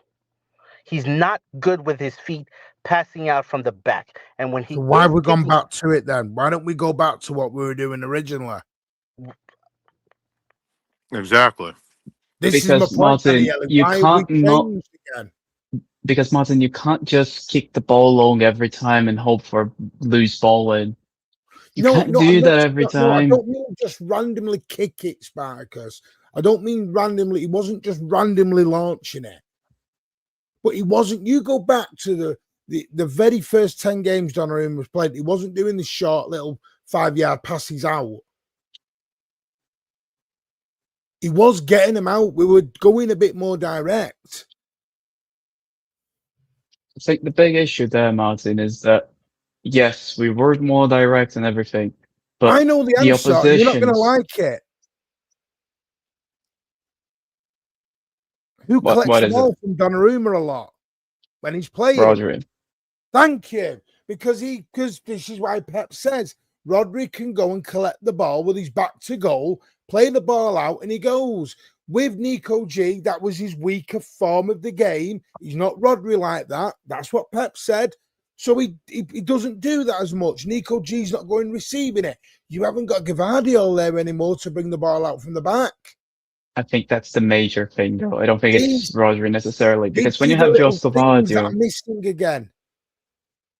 because this is the thing, when you have Joe And that's a great you point. don't We have dropped off need. by 10 kilometres, but I think that's just tiredness, Graham. I don't think we've got the energy to do that. But Martin, this is the thing, when you don't have Joe because that's basically how everybody presses us. They know Donnarumma is right-footed, so they force him to pass to his left because that's his weaker side. So Then when widen he the does pitch. that, the ball Widen your goes to. pitch out. Huh? Widen your pitch out. So you've got options for Donnarumma. Sorry, what? I don't know what that means. Right. So what you're saying is because you look where Rodri or whoever's coming receiving it, it's closer to Donnarumma. Yeah. All you got to do Yes. is drag the guy out wide, Donnarumma with a little ball over the top, out wide. But So he I've seen can't him do do it that. in the last few games at the Etihad. But it's not consistent, Martin. He can do every now and again, but he can't consistently do it. But You that's how you make get it. better. That's how you get better by keep doing it. Yeah, but Martin, with one training session per week, you No, can't they're not really on get better like one. Not that. saying that they're not on one training session a week. I know for a fact they're not. They're on Martin, okay, 2 Martin, training let's go. sessions a day sometimes. Okay, Martin, let's go. Today they cannot train today, right? Because they have a game. Yesterday they have to train lightly because they have a game They today. trained And twice tomorrow yesterday. they're going to. Yeah, but that's not going to be a high intensity training session. And if it is, that's poor judgment from Pep and the board. Because you shouldn't be doing high intensity training a day before a match. You're going to get knackered in the match. And if they are doing this, that's terrible Tomorrow planning. they'll have off. Tuesday they're in, proper training, and then on to Wednesday. See, then that's, I think it's one of the issues then. This is probably one of the reasons why we're lacking energy in matches, because we're having high intensity training the day before a match. No, because you have a morning session and afternoon session. Yeah. And I think that's one too many. And that may be one of the reasons why we have been tired every Where single does this come second from? half. Do you think there is a chance, Phil? From what I've been told and others have been told, and Simon Bajowski's been told, Simon, it's all agreed.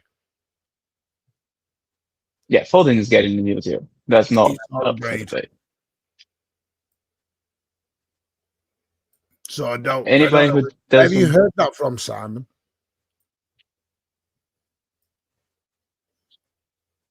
So I don't know. Phil See, I Foden is don't getting a think new deal. I disagree. I did this with Jay earlier. I don't think they're lacking balls and testosterone. I think they're lacking confidence Well, in what they're doing. Can I just do these few super chats that have come in? Was a try fitting Marder in your team? Oh, we've done that one. Sorry, my bad. Patterns, thank you very much again. Was a Patterns, pretty Patterns football is more simpler. Not with Pep Guardiola, mate. It's not. But thank you. And then Vasco with the 5. Thank you very much. It's clearly a mentality issue. When you're playing for a big club, you got to have more than skills. You got to have balls. Be a proper man. Period. I don't think they are going out soft arsing it. I think they're going out with less confidence. I think it's no. I mean, there's no coincidence. Every time we concede a goal, we go in our shells. That's confidence, not lack of balls. That's in your head. Oh my God, here we go again. Because they will know everyone around's going to get edger. They're going to know all the fans are edger. They're all edgy in the away end. I know someone is there and they got edgy as fuck when that first goal in. They all went, oh God, here we go again. And that can go onto the pitch. And the players think that. And I just think at the moment, we just think, oh my God, we concede one. That's why we've conceded 17 to 18 goals in the second half. And we've only conceded 6 in the first half. And Martin, I think there is also something to the fact that we, generally speaking, in the beginning of the first half, we keep losing the ball and we keep getting the plays wrong and you keep just being dispossessed. This has an effect on the players. Everything we try doesn't pay off. So you start to get a little bit less confident, let's say like this. And when you concede a goal, then maybe everything just comes crumbling down and that's a little bit too much for you. Like that really is a possibility that's going on right now because we keep making everything that we try to do in the early phases of the second half is not working anymore because we play in this more reactionary style. But then when it comes to us holding possession of the ball, we're not really good at that either. So we can't do those 15 minutes of side-to-side football that we used to do before. So I think right now we're just very much just... I had this debate with Jay earlier, and so the people could jump in this. I may be wrong, well, my opinion. So Jay had the opinion and others, we should have gone for the 3rd and 4th goal in that game and continued. I said what we needed to do, the way Spurs came out, was just put our foot on the ball for 5 and 10 minutes and be boring. Take the sting out of Spurs' game. In theory, I would agree with you, but I don't think we can hold possession like that anymore.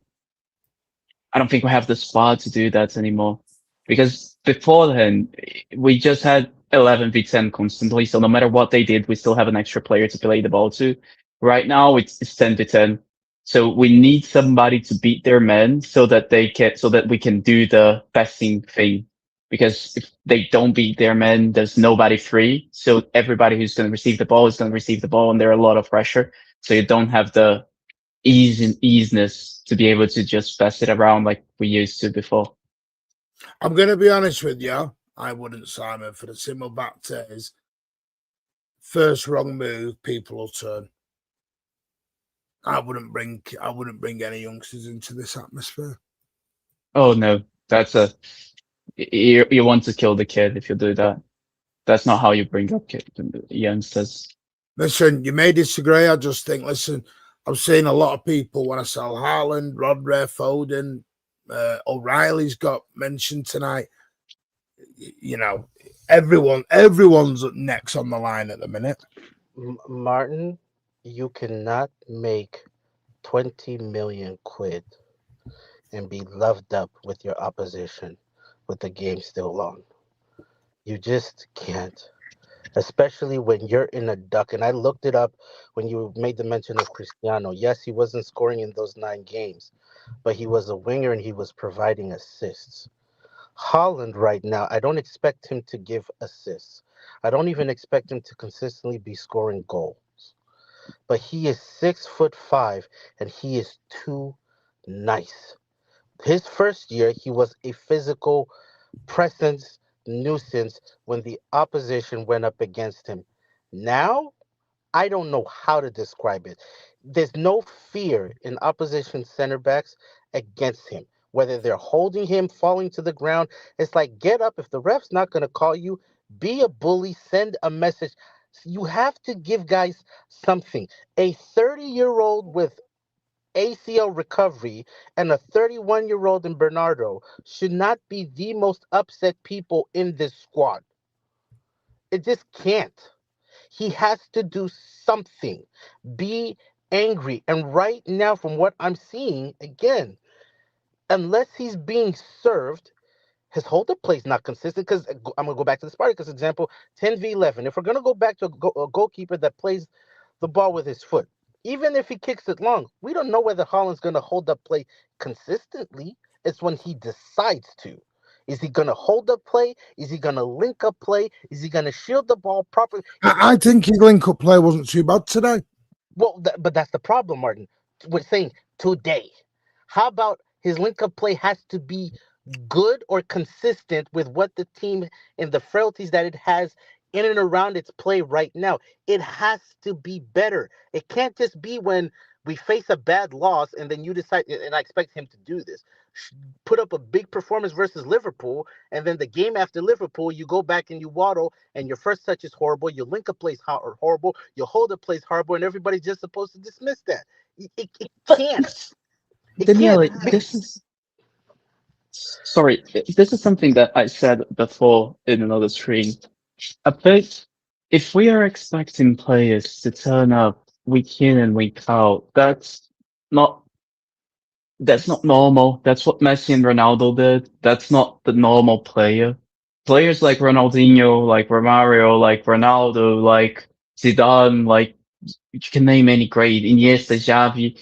They were more of a 5 games good, 2 games bad. 5 games good, 2 games get bad. You don't have players don't do this consistently good thing that Messi and Ronaldo did. These two are freaks. These two are animals. That we're not going to see that. Even the greats like Zidane, they were more of a Then we can't call him a 5 good. we can't call him a superstar.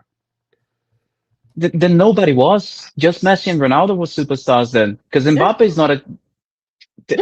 Ronaldinho was a superstar. Right, Ronaldo was a superstar. When you're getting paid a basic of 525 grand a week, 225 grand above everyone else in the team, Martin, there are you're a kids and superstar, mate. there are guys in Saudi that are making class money. Doesn't mean they're class all the time. No. But let's come on. But let's not do that. But I do think that the Haaland wage is justified because of the amount of money that he brings into the club as well, Martin. It's not just about his impact on the pitch. No, I know that, but also put him on the open market and see who comes. Spartacus. Oh, everybody. But I'm there not you saying go. that he's not. So he's a somebody in there. Of course, no one said he's Messi Ronaldo. Martin, I don't dismiss that he is a somebody, but we found out very similar. And again, him and Mbappe, it's like the universe has a weird way where the next guys that come, they're great This in some parts, but they This no, could just be form. I get the form part. Let's put the form out the window and not even touch on it. They're two guys that they're great players, but they need great pieces to do great dirty work for them as well. Otherwise, the pieces that make them great, if the team doesn't have the other stuff there, it's all for nothing. Yeah, but Mbappe can score as many goals as he wants for Madrid. If the team does not win, nobody cares. Ruud van Nistelrooy scored a lot of goals. Nobody cares. It's the team winning at the end of the day. I get you make the club money, but at some point the club's also going to say, are we winning though? And if we're not going to win, we may bring, and I don't want this to happen, and I'm not saying that it's going to, but I'm going off what PSG did. PSG said, we have a great player. He sells shirts. He wants to leave, yes, but we also want to keep him. But we have an understanding with the coach and the system. We're going to take a gamble. He's saying we will be a better team. We may not score as many goals, but we will be a better team minus the great player. And maybe so instance that in this current timeline that we're in with Haaland and Mbappe, great players, but unless the team is great, their greatness can be all for nothing. But I They'll think that's Danielle, fail. always been the case, Daniele, though. I think you, just Ronaldo and Messi were the odd ones out that could just make anybody great. yeah, but one of the other questions, though, and Danielle, I kind of agree to a point, but then I have to disagree because in all of January, I think you're spot on. I think what you're saying speaks to kind of what we've seen. I think that's fair. But then I look at December, November, October, and September, and it's out the window. So my question then becomes, what has changed to make that negative change for Holland for our attack? That's what Phil I've been like Foden. trying to drive at. What do you guys like? Phil So a lot of Foden. people, like what, like that should be kind of what the focus is, shouldn't it? Like, Phil what's Foden. leading to that? Phil Foden. I just told you, Phil Foden. Because Turkey's very similar. I think Turkey's a very good player, but sometimes we get into this trance where his counting stats, we assume that the performance is good. It's individual brilliance, but did it come in a team concept, in a team All build? right then. All right then. Is Kylian Mbappe a team player? Because that was what was aimed No. at him last N- season. he's a team player to get Kylian Mbappe his numbers. But it was to do the other part to make sure that the other guys also get their numbers or get going or press as a unit. No, he's not a team player in that way. And Cristiano, to his part, and even Messi, they had veterans that could check him and then also remind him to be in that unit. I think, unpopular opinion, but Turkey's numbers look good, but sometimes they come off of isolation of Turkey play, not team play. Foden's goals and contributions when he's in form, they come off of team play versus individual play. And I think when you look at the numbers when Holland was in his groove, because correct me if I'm wrong, the second leading scorer up until that point before Turkey and Nico G went out was Foden was the consistent one behind Holland, and then Tijani Reinders with the sparing goals here and there. But he was the one constant, and I remember us having the debates and saying, well, he's not getting the assists, but he's getting the pre-assists. Go looking to Sorry, see can I because just ask, Simon, where are you getting your info from? Who said Pep wants out now? Simon, you're making very big statements and not saying where you've got your info from. And if you're getting your info from Alan, I'll be careful where you're getting that info from, because Alan's not getting info from. Come on. Well, oh, ITK dear. Allen, mate. He got the transfer thing right, to be fair. Because he got, he wanted Trafford, he just got lucky. Why do we stop playing someone next to her when it's clear he can't go 90? Could well be subbing him off earlier. But I don't think that worked today, Kelster. I think we're just in a very tough situation where we have way too many injuries right now. Still, a lot of players came back, but still have way too many of them. And See, we like have a Bell, mismatch of a squad. our greatest ever manager, and you call him a ball prick. You may want him out, but less to the name calling. It's not a playground. Come on. But we need to be a little bit more. Danny is killing it tonight. I think you mean Jude Daniela. Rodri needs to get up to speed, not going over what happened. The Newcastle Rodri fans needs- in the chat, by the way, just think this is hilarious the way we're all talking. Actually, just stop to think about. We want, not saying that we, but some of the City fans want Haaland to be gone. So it's kind of hilarious, to be honest. I don't want him out. I want him benched. No, But yeah, I'm not saying you. I'm saying like some people in the City community really want him gone. no, not that. That's wild. You have to just send him a message. Just one good message. And I don't care what the performance was from his substitute is, but you have to send him a message. Because that's inexcusable what he did with the love up shit. Like, just Oh, I was fuming at that. And he's laughing with the sentiment. Oh, I lost it at that. how do you expect the ref to take you serious when you call for a foul if you're buddy with him? Oh, mate, I was fucking annoyed at that one. But again, it's just a tough one, mate. I'm fuming at that game, not because of the game itself, but because of the whole context of the season. Not even about the title races. The moment that I saw Joskovadio go down, I said, yeah, that's the title race on. But it's just because that is showing how we have currently we have a lot of good players. We just don't have a good fit players that fit each other. Can I ask you a question? Because you kind of picked up what I was thinking just now. Honest opinion. This is for everyone. Honest. Based off of what you're seeing, the inconsistencies, and even him coming back from injury, is it really ideal to give Rodri an extension? Yes. Does he fit with the current crop that don't fit together? Yes. If you're going to buy a midfielder, who then is going to have to be sacrificed to make it fit? Nico G. There you go. I think you cannot lose Rodri. Like Rodri's that if Rodri goes to any other side, I think that side is automatically one of the best sides on the planet. That's how good Right, he is. just this thing of Haaland was laughing with the dog and he was shouting the ref. Right. I think people have got a problem here with 2020s.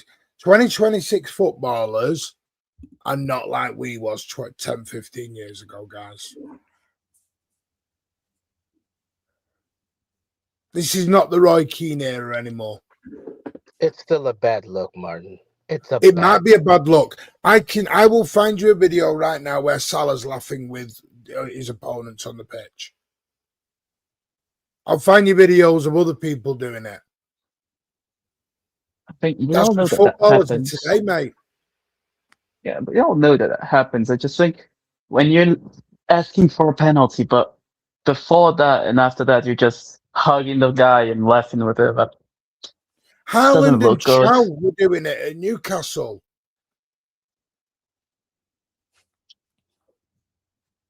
Yeah, but I still think it doesn't look good for you. Like, Yeah, bring I back don't know. hatred. bring back people hating each Not other. quite there. Not quite there though, but Only for Hang on. sports. I'm being sarcastic. No one was saying all that when Bernardo went out with, not Bernardo, when Gvardiol and Kovacic went out with the Croatian lads. Was it from Madrid? They all went out and had Luka food with? Modric? Yeah, come on. Well, Bernardo not during does the go out game. Bruno Fernandez. Just saying. That's what I mean. Bruno Fernandes and Bernardo live in the same street or apartment But that's not complex. during the same game. It's not during the game, is Oh, it? no, Like, just the day before the derby, you go and have a meal together. Bring back hatred. still not. I don't This know. is not 1995.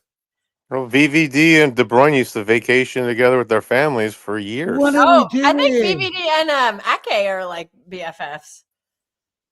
Yeah, they're both Dutch from pretty much the same era, so they probably went to a lot of the I bet academy Tijani's systems all together. buddy with Right, VVD as Governor, well. it may be wrong, but nothing we do is going to change it.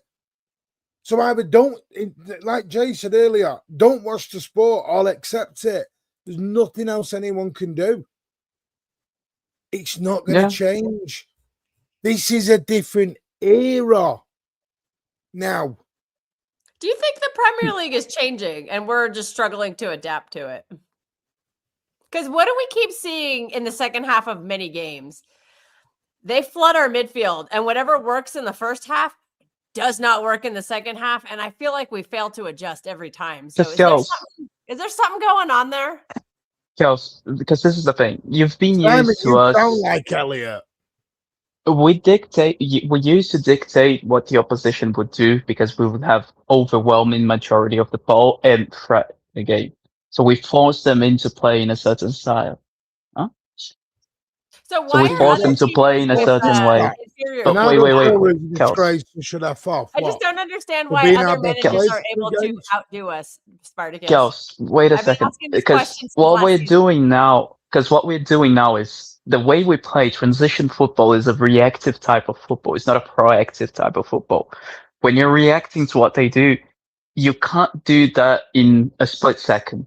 You need to do a process of trial and error. You're gonna have to try and identify what the space, where the space is, where it actually is, where they're using it as a decoy, how to maneuver inside their press, how to maneuver outside of that.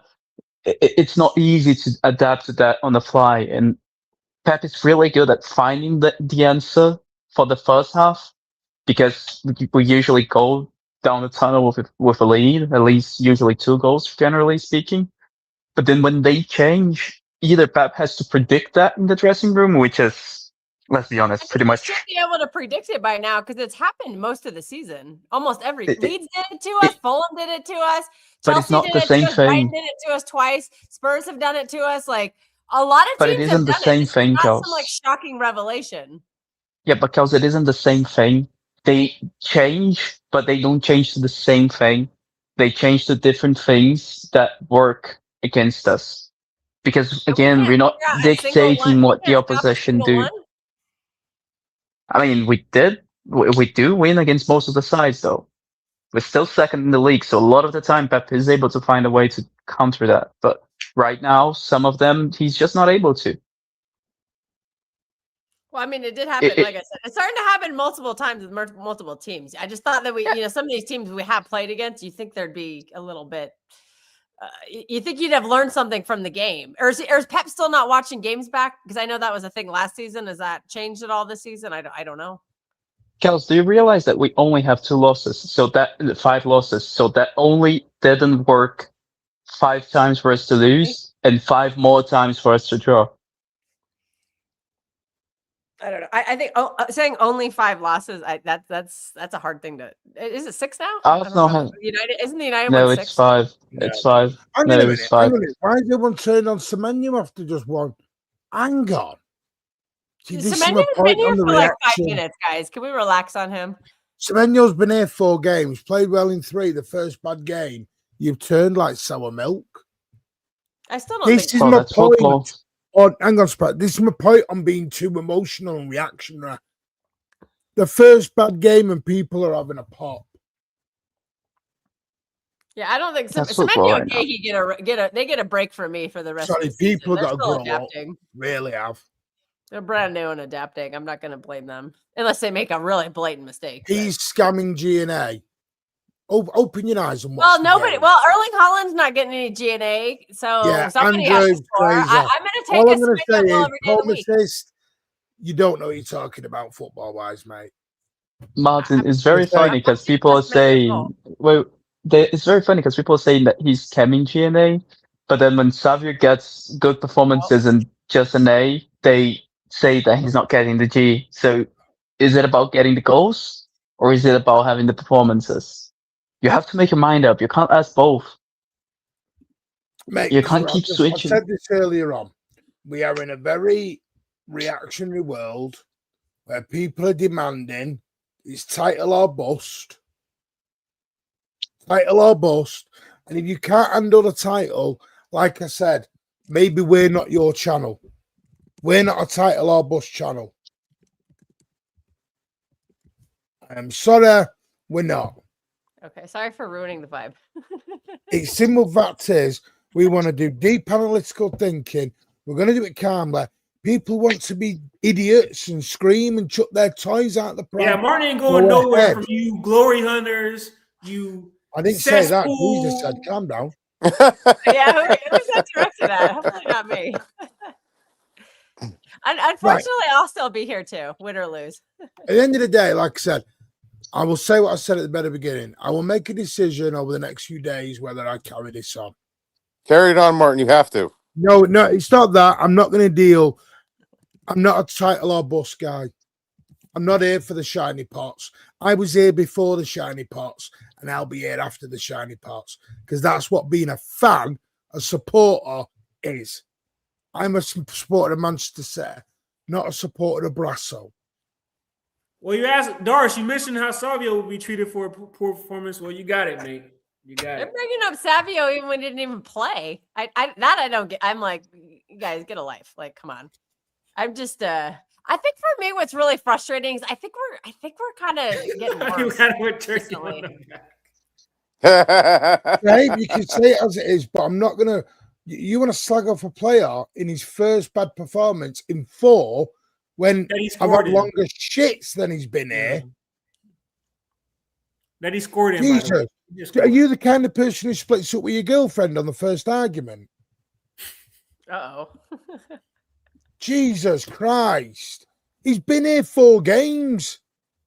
Yeah, And give him and Gahey The some first slack. game They're he does walking something into a rough bad. People are situation. down his throat. Jesus. Yep.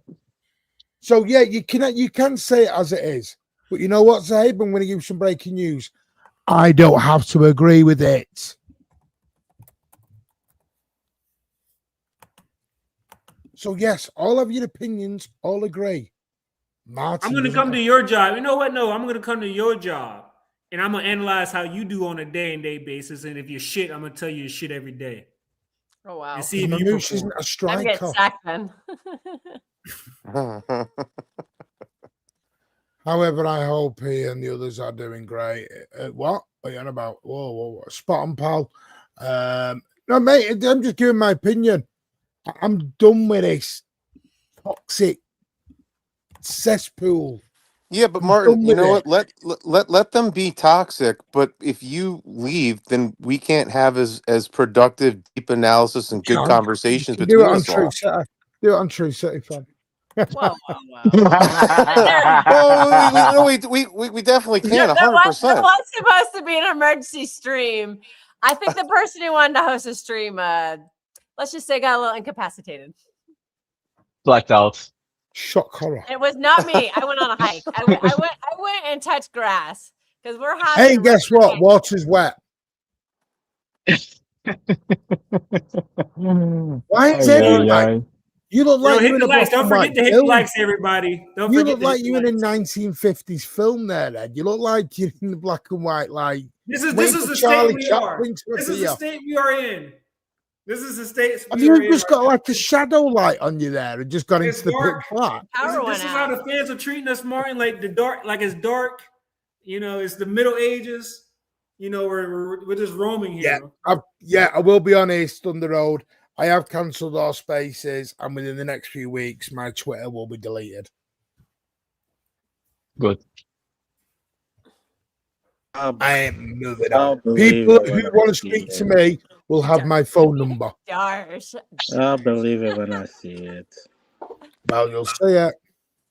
It looks like he's stuck in one of the Saw movies or one of the Saw like rooms, waiting for what a task is gonna be. Yeah, I gotta say, guys, I do appreciate Martin, this ain't these. 1990. You giving out your number, mate? I appreciate these talks, guys. Whoa. We're gonna You have to rolled send the yourself? fucking birds to Martin. Are we sure No, the that's a thing is- secret or is it something No, else? the thing is, Is it of a course split? we want to win. Of course we want to win. Of course we want to do well. But the thing is, like I said this earlier, I'm an old guy. A fan is someone who supports the club good, bad, or indifferent. And I don't just want the shit. Like I said, if I want analysis of their shit, I'll go and ask my 15-year-old. I think he can do better than that, Let's Martin. deep. What you say? My 15-year-old clever? No, I'm joking. He is. He's very clever. But my point is, we've got to really think what's changed, why, what's happened. Because I think the summer coming up is going to be one. I'm going to be honest. I think this summer coming up is going to be one of the biggest summers for Manchester City in the last 10 years. How? Like, Probably, We're gonna yeah. make him what's cry gonna with do this spending. summer? I want What to. do we all predict? No, not the spending. I think Inshallah. we have to click on a profile. We need to decide: are we going down the project road, or are we going down?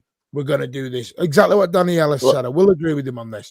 The other thing we need to do is Pep Guardiola needs to decide: is he staying long term, or is he going to go? We can't keep doing this 1 year, 2 year job. I If it's agree with 5 that. years, sign the 5 years, choose your players, and let's get going. Do you think that we've kind of we're running into an issue because we're kind of, I feel like we can't figure out what style we are. Are we a transition team or are we a possession? I'm sorry if this came up earlier. I missed Enrique's already said he Yeah. doesn't want to come to England. Enrique I is not think- coming because of Donnarumma. He's not. Enrique comes, Donnarumma goes. Are you all ready for Yeah. Donnarumma to go bye-bye? Yes. Spartacus, I don't want to get in another argument with you about him. Agenda. Even though I like doing that. Hanging fruit in the fan base. Yeah. Enrique will not come to Is that Danielle? Yes, that is. What? This guy? Paul assist? No, it's not Danielle. What did I do? Danielle's not that negative. What did I do? No, sometimes he types. Sometimes he types. So No, because he I put think that is part of one of the problems this season. Is it's like we had that run where we won 8 in a row. We were playing more transition. Giving the you're ball getting up. blamed for something you haven't actually done here, Daniela. Can you hear me? Yes. Yes, we Yeah, can. we hear Yes. you. How am I in the chat and on here? That's what I mean. what's your You Danielle? can We all know promote when it. Daniele's in the chat because he always signs Is every that message real? with Daniele. Is that real? No, that can't be real. That's not on my Twitter. That's not trending on my Twitter. Well, trust me, there's plenty of this fan base who are Pep out. I am unfortunately in a group chat with a lot of them. Oh Jesus. I do not share their opinion, and I have considered. That's why who you follow, mate. What's it trending on? Ain't trending on mine or anything in the UK. Yeah, I think that tells you more about the things you what? look for than how much people don't Oh want my Pep god, in. the Warriors are getting. Oh, never mind. Sorry. Right. Anyway, we're going to wrap Who up. Listen, I get people are frustrated and they're angry. I 100% understand that. I get the upset. I get people are off it at the minute. But we've got to, I just think we may not win the league. I'm going to be honest, I probably don't think we will win the league No, anymore. I think that's over with. Yeah, the ship sailed for me. We can't take advantage of anything. But it doesn't mean the season's over. To try to be We've league. still I get got a losing to good teams, semi-final. but We've got a semi-final on Wednesday. We've got the FA Cup still. We'll see what happens in the Champions League. I have a question. Do you still feel confident we end the season with a trophy? Yes. Which one? Which one? I think we'll win A double. I am starting to.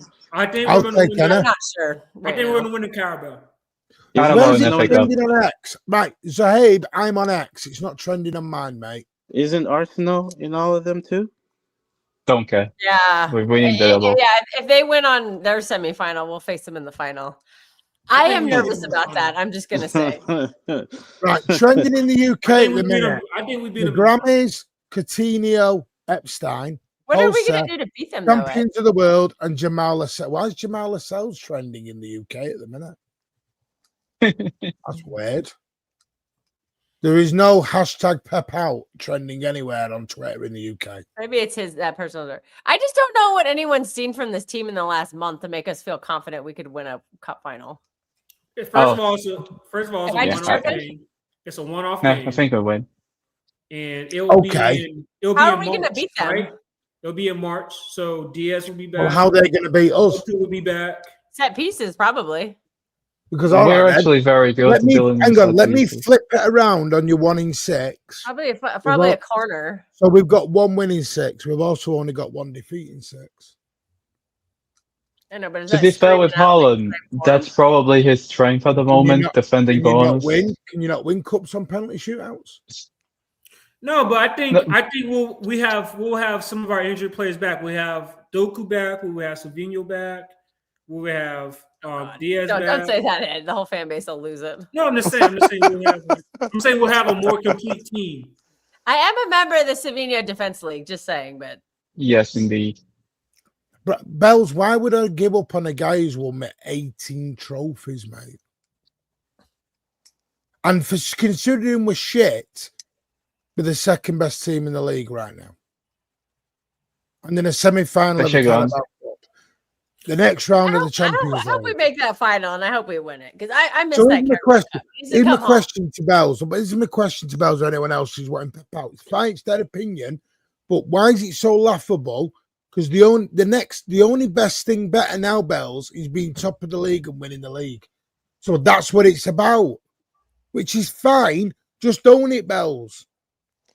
Yeah, but the other thing that doesn't make any sense is for all the people that are like Pep out, Pep out, Pep out. Okay, fine, fair, I get it. But who comes in now? Who comes in the middle of the season? Wouldn't it make more sense and for you not to do your heads in? Get away from the Pep out thing. Wait until right at the end of the season, and then if you're still Pep out, yell and scream about it. But right now, who would even come in? Nobody. I wasn't complaining. You know what I mean? Like, what, you're going to bring Klopp in? You Enrique. think he's going to come in mid-season? Really?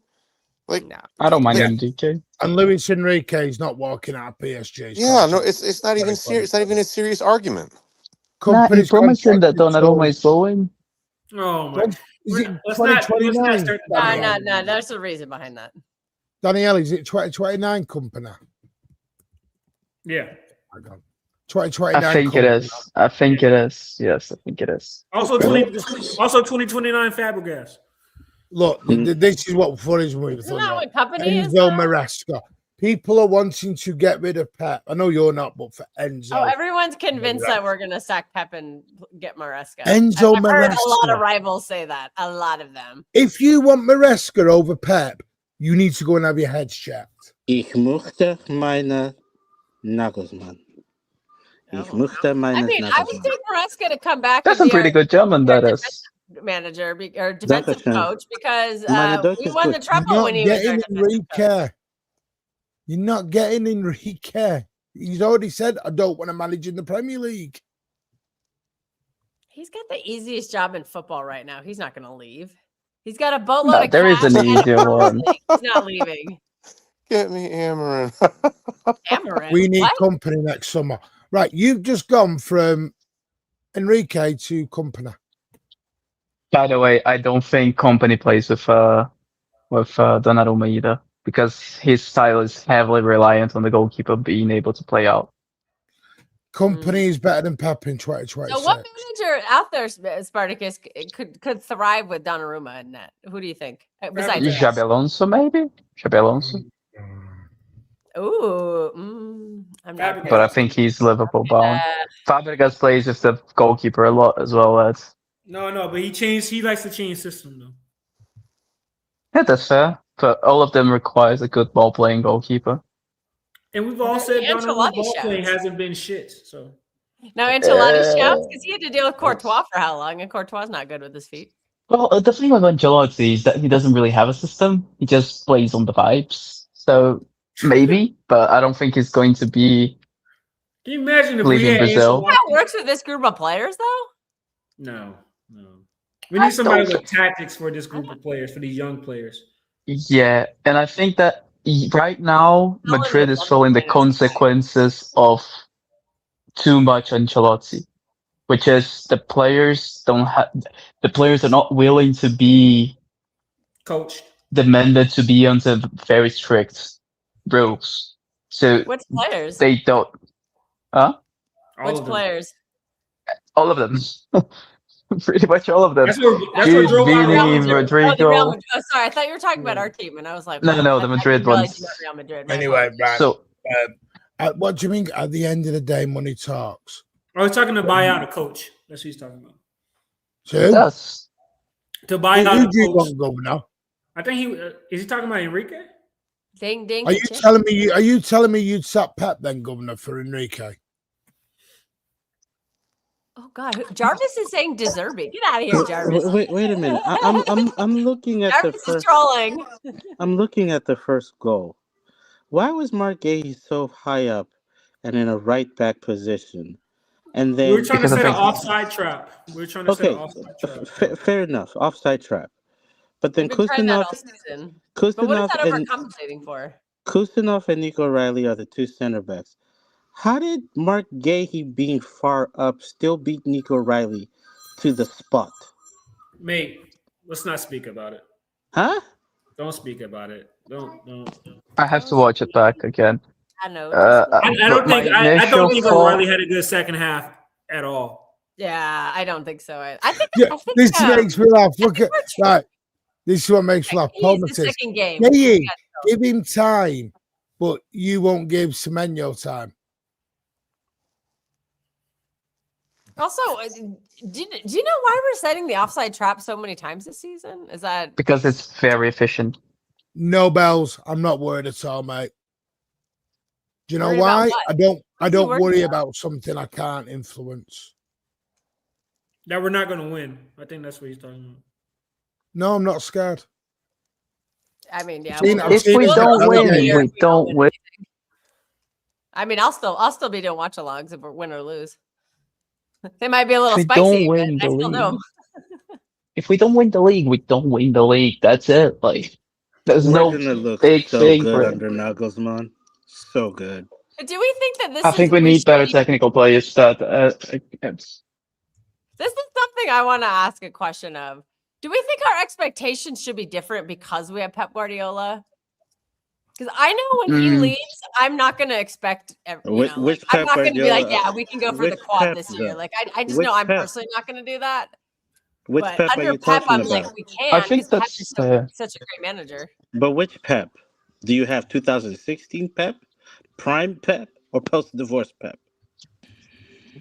I would Mm. say I think up Prime to- Pep I is would not say 2016. up to 23, 24 Pep. I think that Pep could win so many things. But yeah, these last two seasons have just been all over the place, and I honestly think don't Prime know what Pep I'm was making that- game to game. I think I Prime don't Pep think- was that Hang on a second minute. treble with Barcelona. I don't blame Pep for that today. If I do, about what 5%.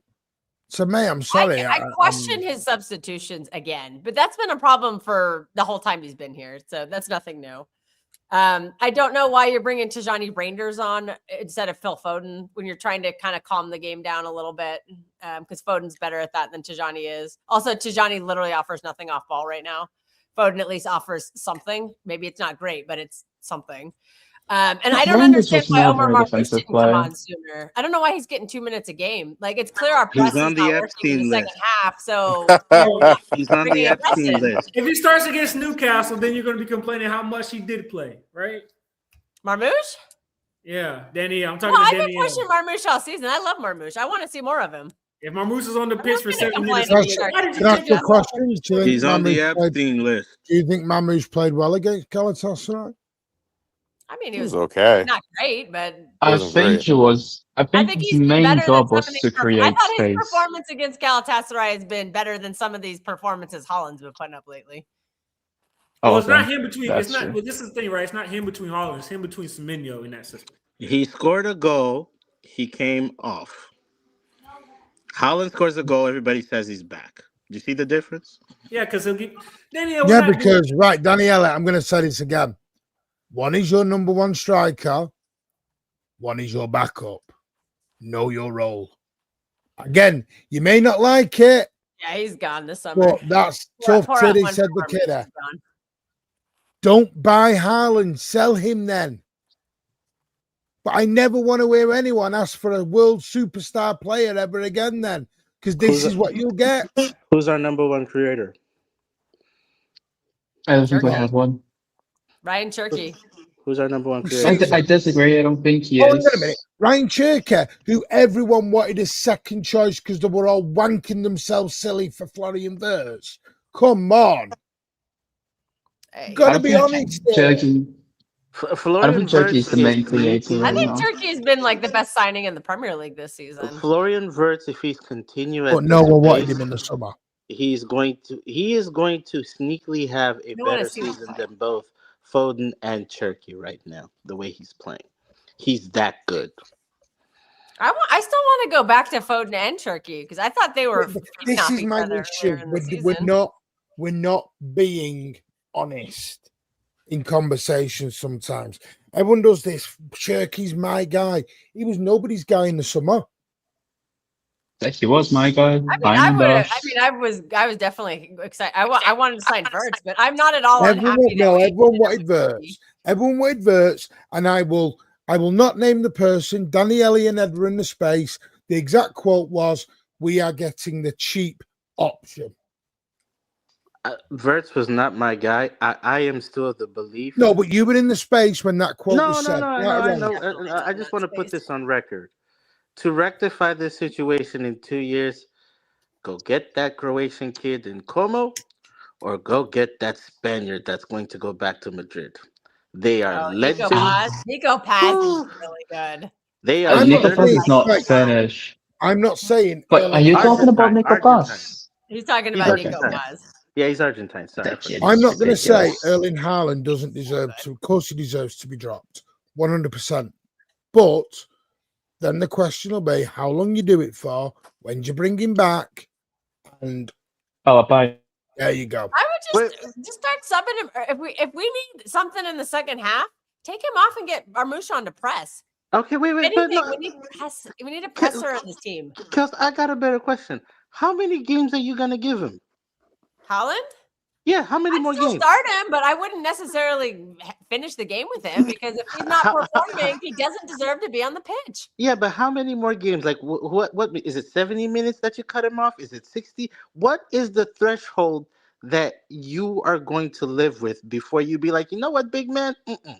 I thought you were big buddy Benz, but right now you're moving like a Volvo Miata. So would you guys play Haaland? Let's get a tally here. Would you guys play Haaland and Marmoush on Wednesday, or would you play Semenyo and Marmoush? You know what? I'll play Semenyo and Marmoush.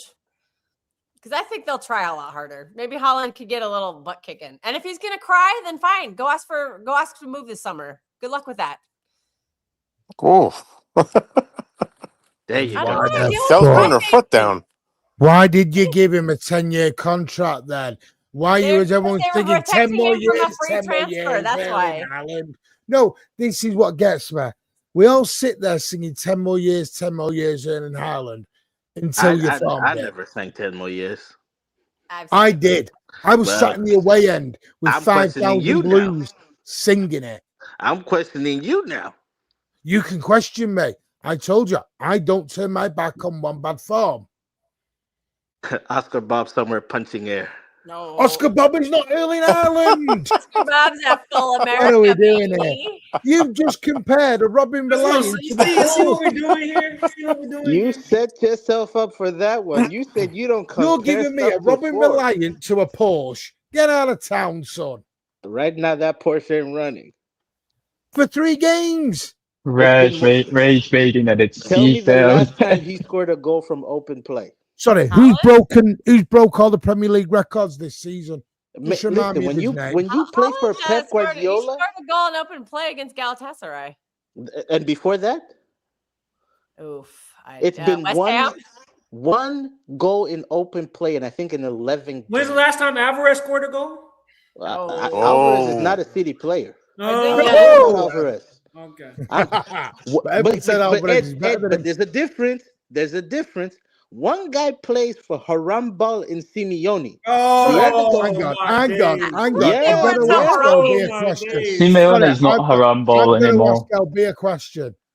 Do we really want to compare Simeone? Tell me how many? Hang on.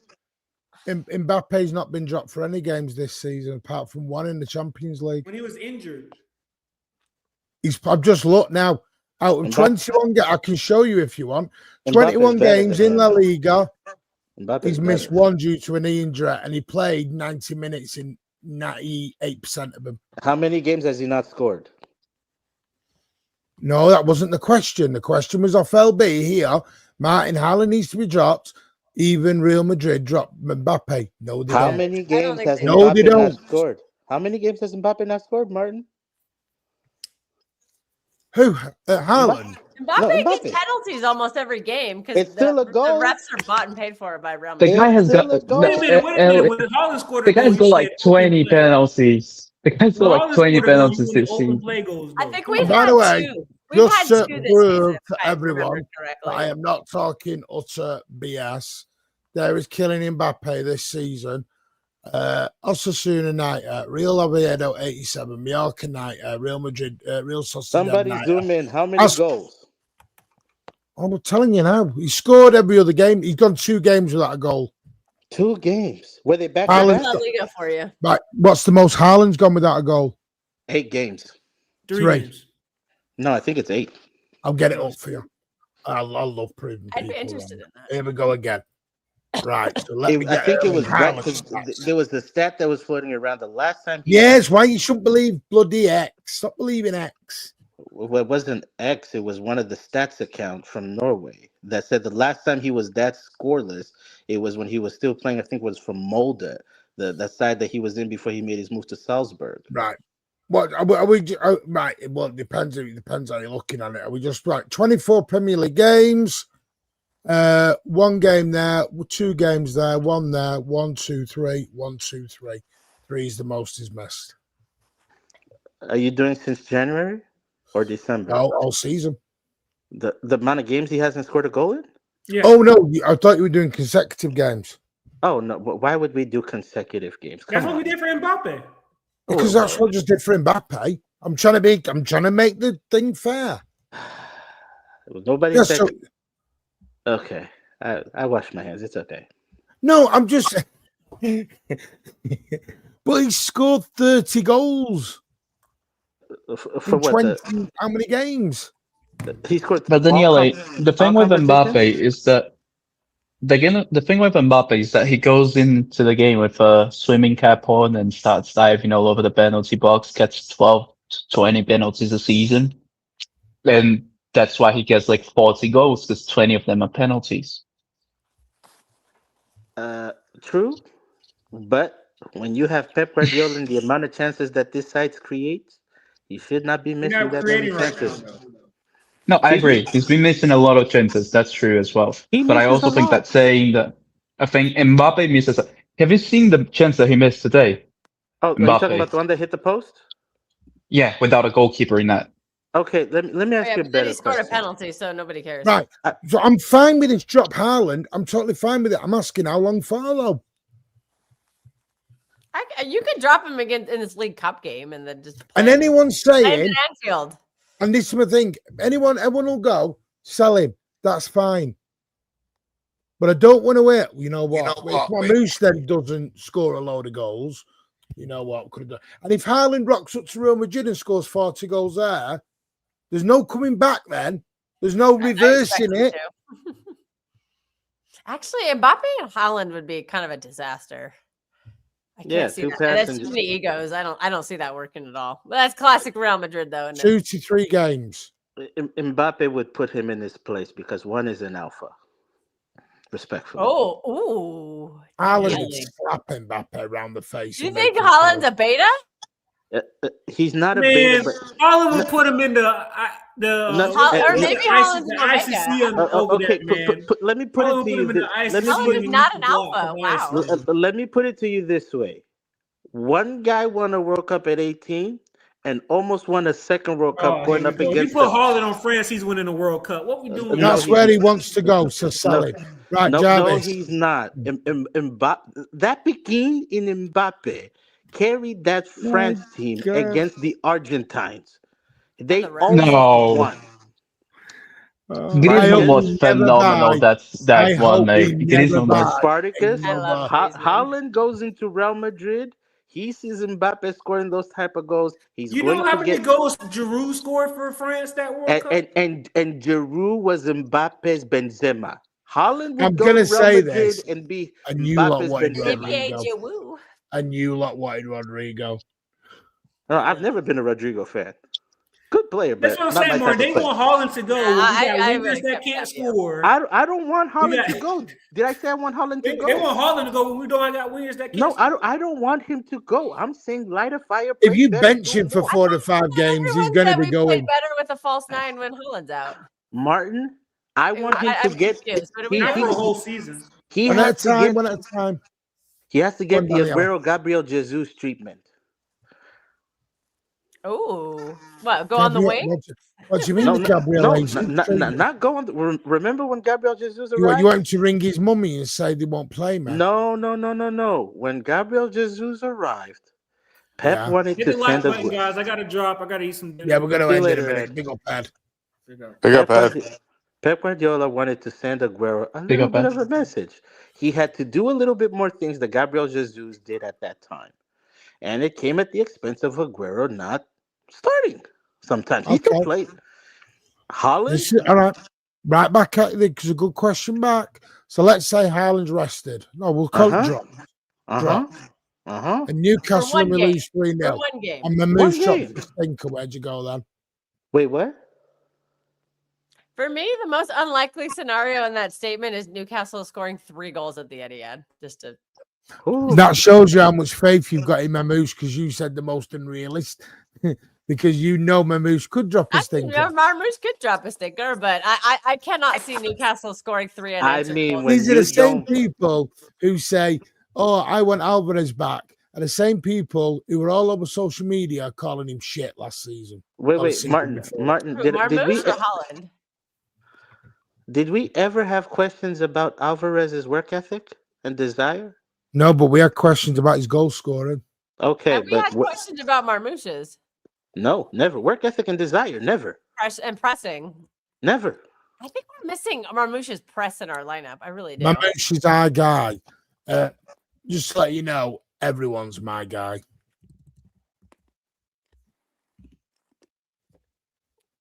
Hour? Except Nico who's G. Hour? Hey, big up Nico G. I'll fight for Nico G. Got him. Our team is a I top 4 keep telling team. you, That's there's it. certain matchups you need that. You need him and Rodri. Oh, here he comes. Here he The comes. second half of today was one of Title or those bust. situations. Title or bust. Well, Alvarez go to Arsenal? No, because he wants to go. He wants to go to Spain. Have you not noticed Alvarez only sticks around for 2 years and then ditches? Anyone else notice that? I don't think the sample size is kind of small because it happened City, once.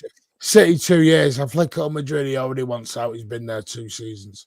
Wow, It's weird that. It's almost like he's like. you set called to him go a on the mercenary. Ooh, Oh no. alluding to it. He's not a mercenary. But these are the same people who tell me Echeverri will come in and change the season. Yeah, No.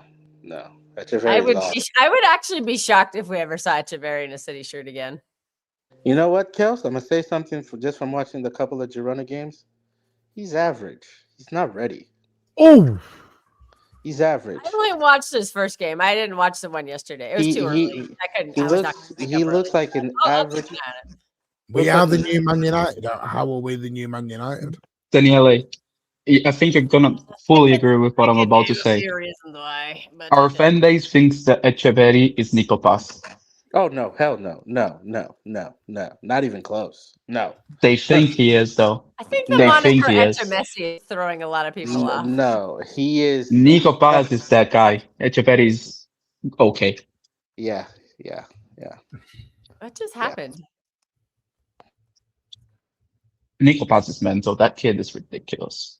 I will say this, and it's my opinion before I leave and make my decision moving forward and what I'm going to do.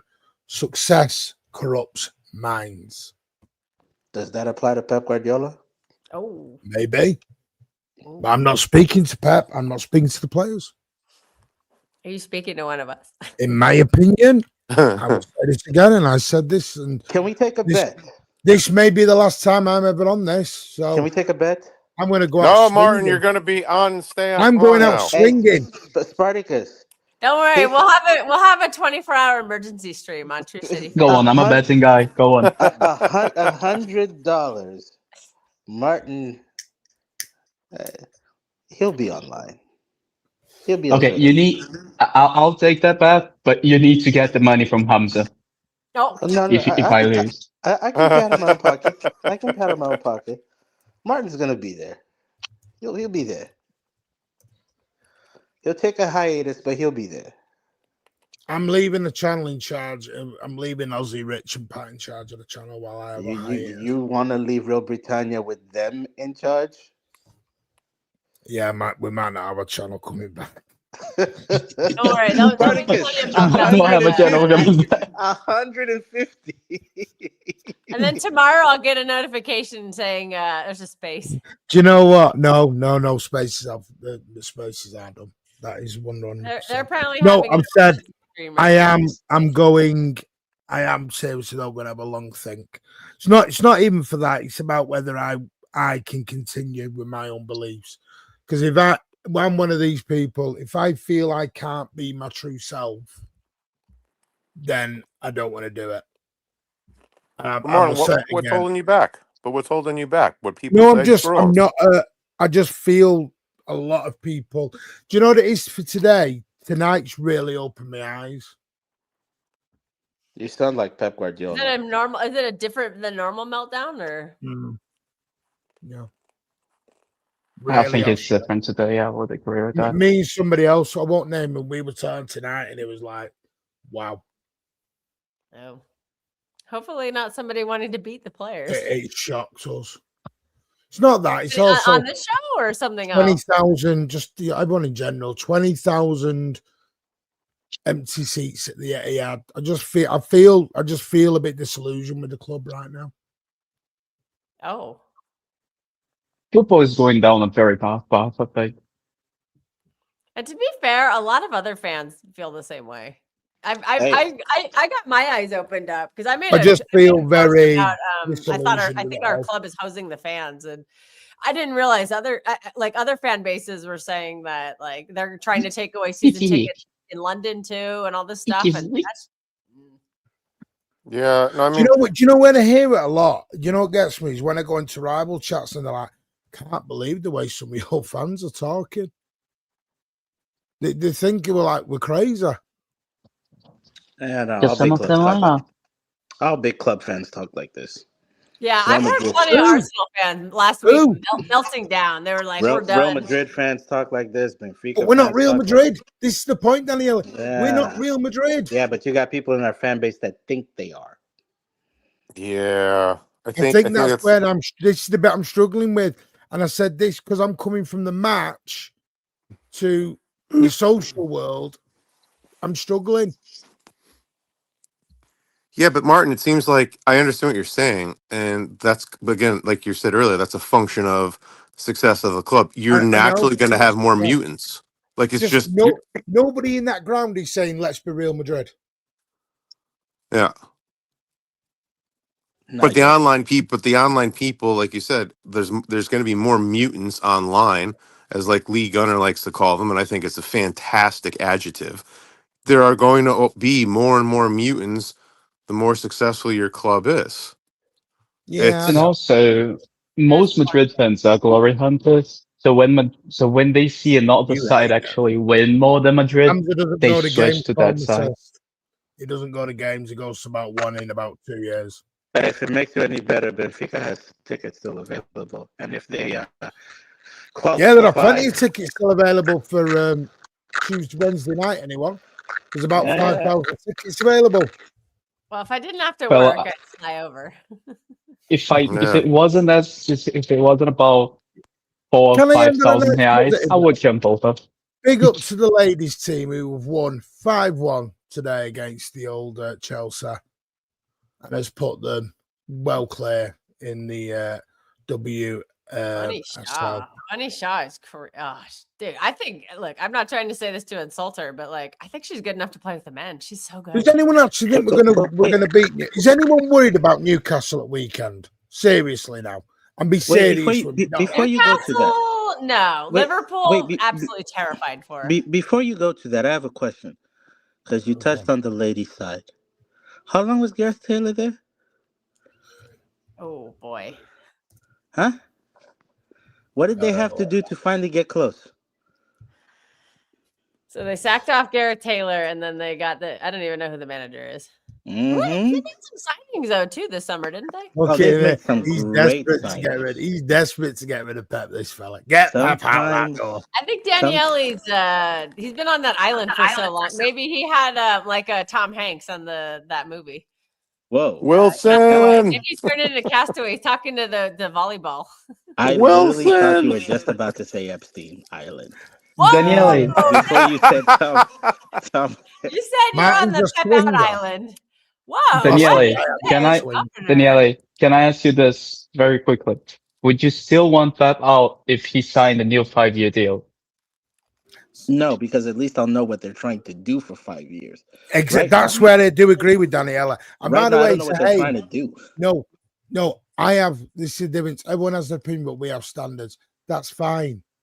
But I support City win, lose, or draw. I'm sorry. I'm City till we die.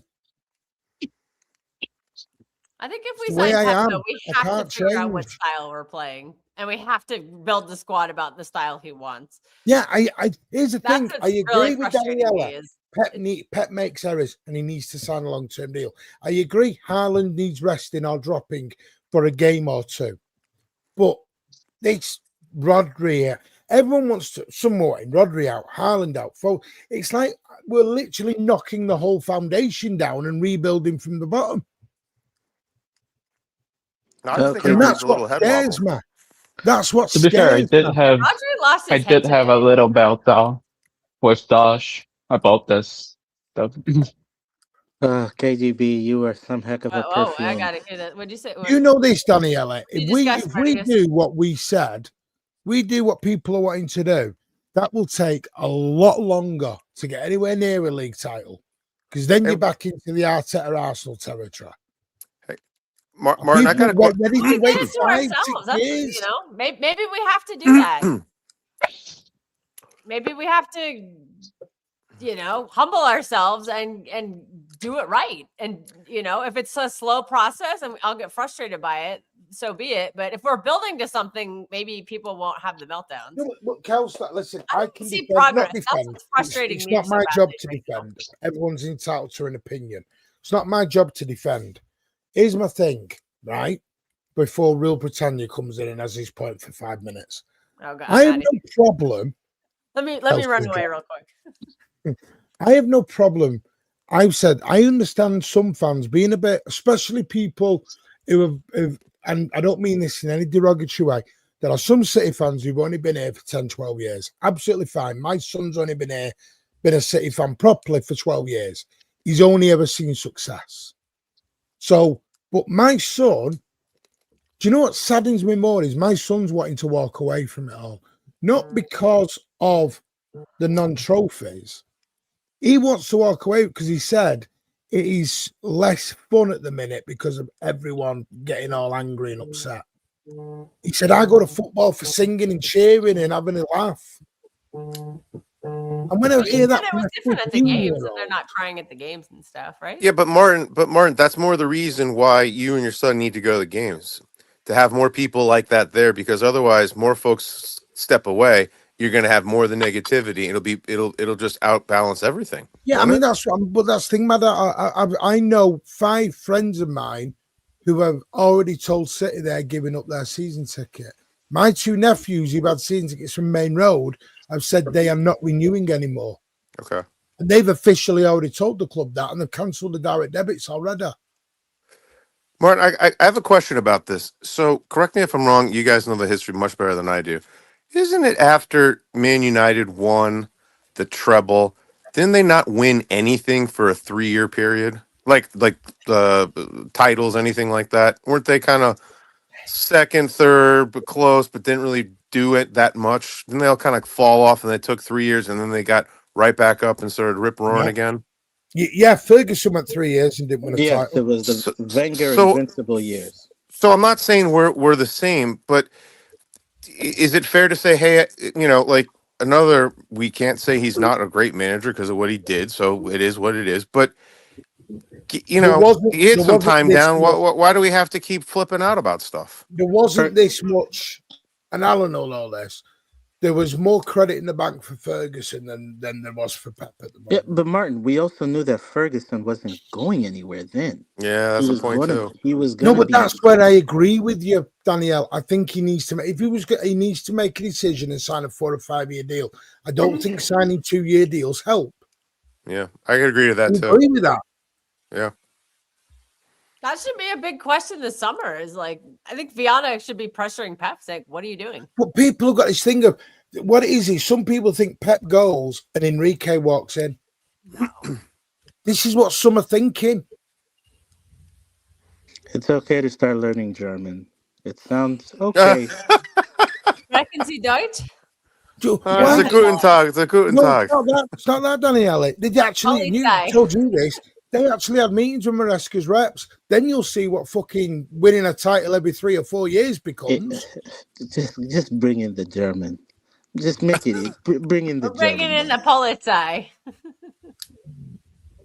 No, but again, it's like I don't know. I just think there's so much confusion, so much Paisa. anger around. The So club many takes it. feeling. How are tourists getting in the away end? I thought away tickets are really hard to get. No, because they're going through either Viagogo or they're going through the Martin. Wait, supporters you club. can get away tickets on Viagogo. What? Yes. The players take on the identity of the manager. The fans take on the identity of the team. If the team right now is inconsistent, No, I take on the identity of the club. okay, well, the club is inconsistent too. If we really let me give you an example, and I'll be very careful with this. Okay. Come on, because Real Britannia wants his say. Okay, I'll be quick. 48 hours. Encyclopedia Britannica over there. 48 hours ago, Pep Guardiola was in Catalonia giving a presentation, speech, whatever, on Palestine. Yes. Yet, don't know. I was trying to avoid this. Does Pep Guardiola know Khaldoon. what- All right, I know what you're going to say. Khaldoon's doing the thing with Trump. I know what you're going to say. They're not just doing the thing with Trump. Yeah, I know. Do you know how much terrorism they sponsor in other parts? Yes, of the and I world? also know I'm trying to avoid it because I don't see Pep Guardiola out there I want talking to about respect Africa all and religious Sudan. beliefs and takes. Alan, not a word on this. You are banned from this subject. You know why? The club's inconsistent. The ownership is inconsistent. And when the inconsistency comes when you're not winning, comfortable conversation. Alan, don't dare. I can see you Oh, that was twitching. the first game today. What? Alan, don't twitch. Right. I'm not twitching. You are. You're desperate. I know I am. All I'll say is Pep I have got my foot. I've got my finger on the remove button. Shut up. If Pep shouldn't get involved in politics, he's a football manager. That's the subject you should stay in. That's the end. That's my comment. End out. Move on. Yeah, thank you. Move on. Hashtag Bill Walsh. What I'll say to every fan that's only been 12 years, Martin is correct. I've been a fan since 1971, Main Road days. Martin was 10 years after, right? We struggled for a long, long time in the 90s when we had a lot of big financial issues. A lot of financial issues in overpaying players and them not producing the goods. We went down 2 divisions, up, down, up, down, up, down for a long, long time. And while United were winning everything. Martin is correct. The fans' expectations are a lot different now than what they used to be.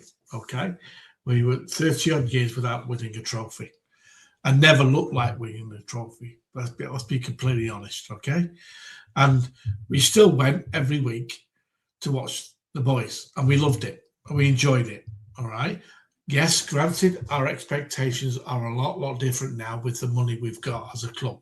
We won the lottery, and we did win the lottery. And the owners and the execs who run the club have done a very, very good job. But they've made, in the last 5 years, let's say 4 years, they've made a few mistakes, especially in the transfer window. Okay, we went through 2 years where we didn't really develop on the squad. We bought players that were good players, and we still are buying good players.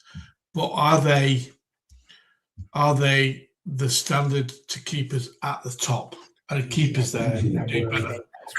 And I don't think looking at it. This is why at the start of the season I said we'll finish 4th or 5th. Because I don't think players that are not good enough. Listen, the good players, well, they're not the standard to keep. They're not as on the same level as the Yayas, the David Silvers, the Fernandinhos, the Kevin De Bruyne's. They're not at that level. Not at that level. They're good, still good players, but they've been brought in this year, and people are expecting them to be at that level. And I don't think they are. I think they're good players, but at the moment, they are faltering. Do you know what I think they're faltering, Kelsey? I think they're faltering under the pressure that they're under to be at that level. But who specifically? Is it everyone, or is there somebody specifically who's like all of them? All of them.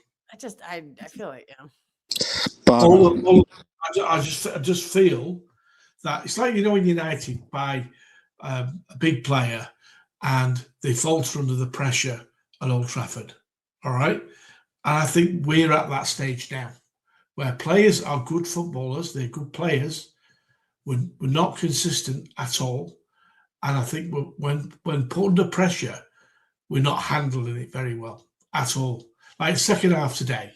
By the way, I think that's what he's saying was, or what Alan's saying is the players we could buy 10 years ago are not available at the prices we got them at 10 years ago.